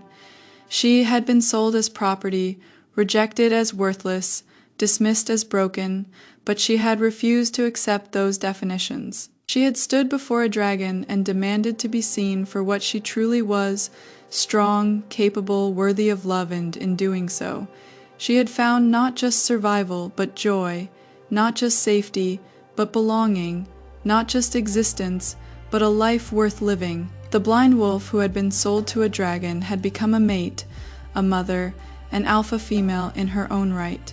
She had proven that worth was not given by others, but claimed by oneself, that love, real love, saw beyond limitations to the soul beneath. And as Thorn carried their sleeping daughter back to her cradle, then returned to wrap Elena in his arms, she knew with absolute certainty that she was exactly where she belonged. Home, finally, truly home. The end.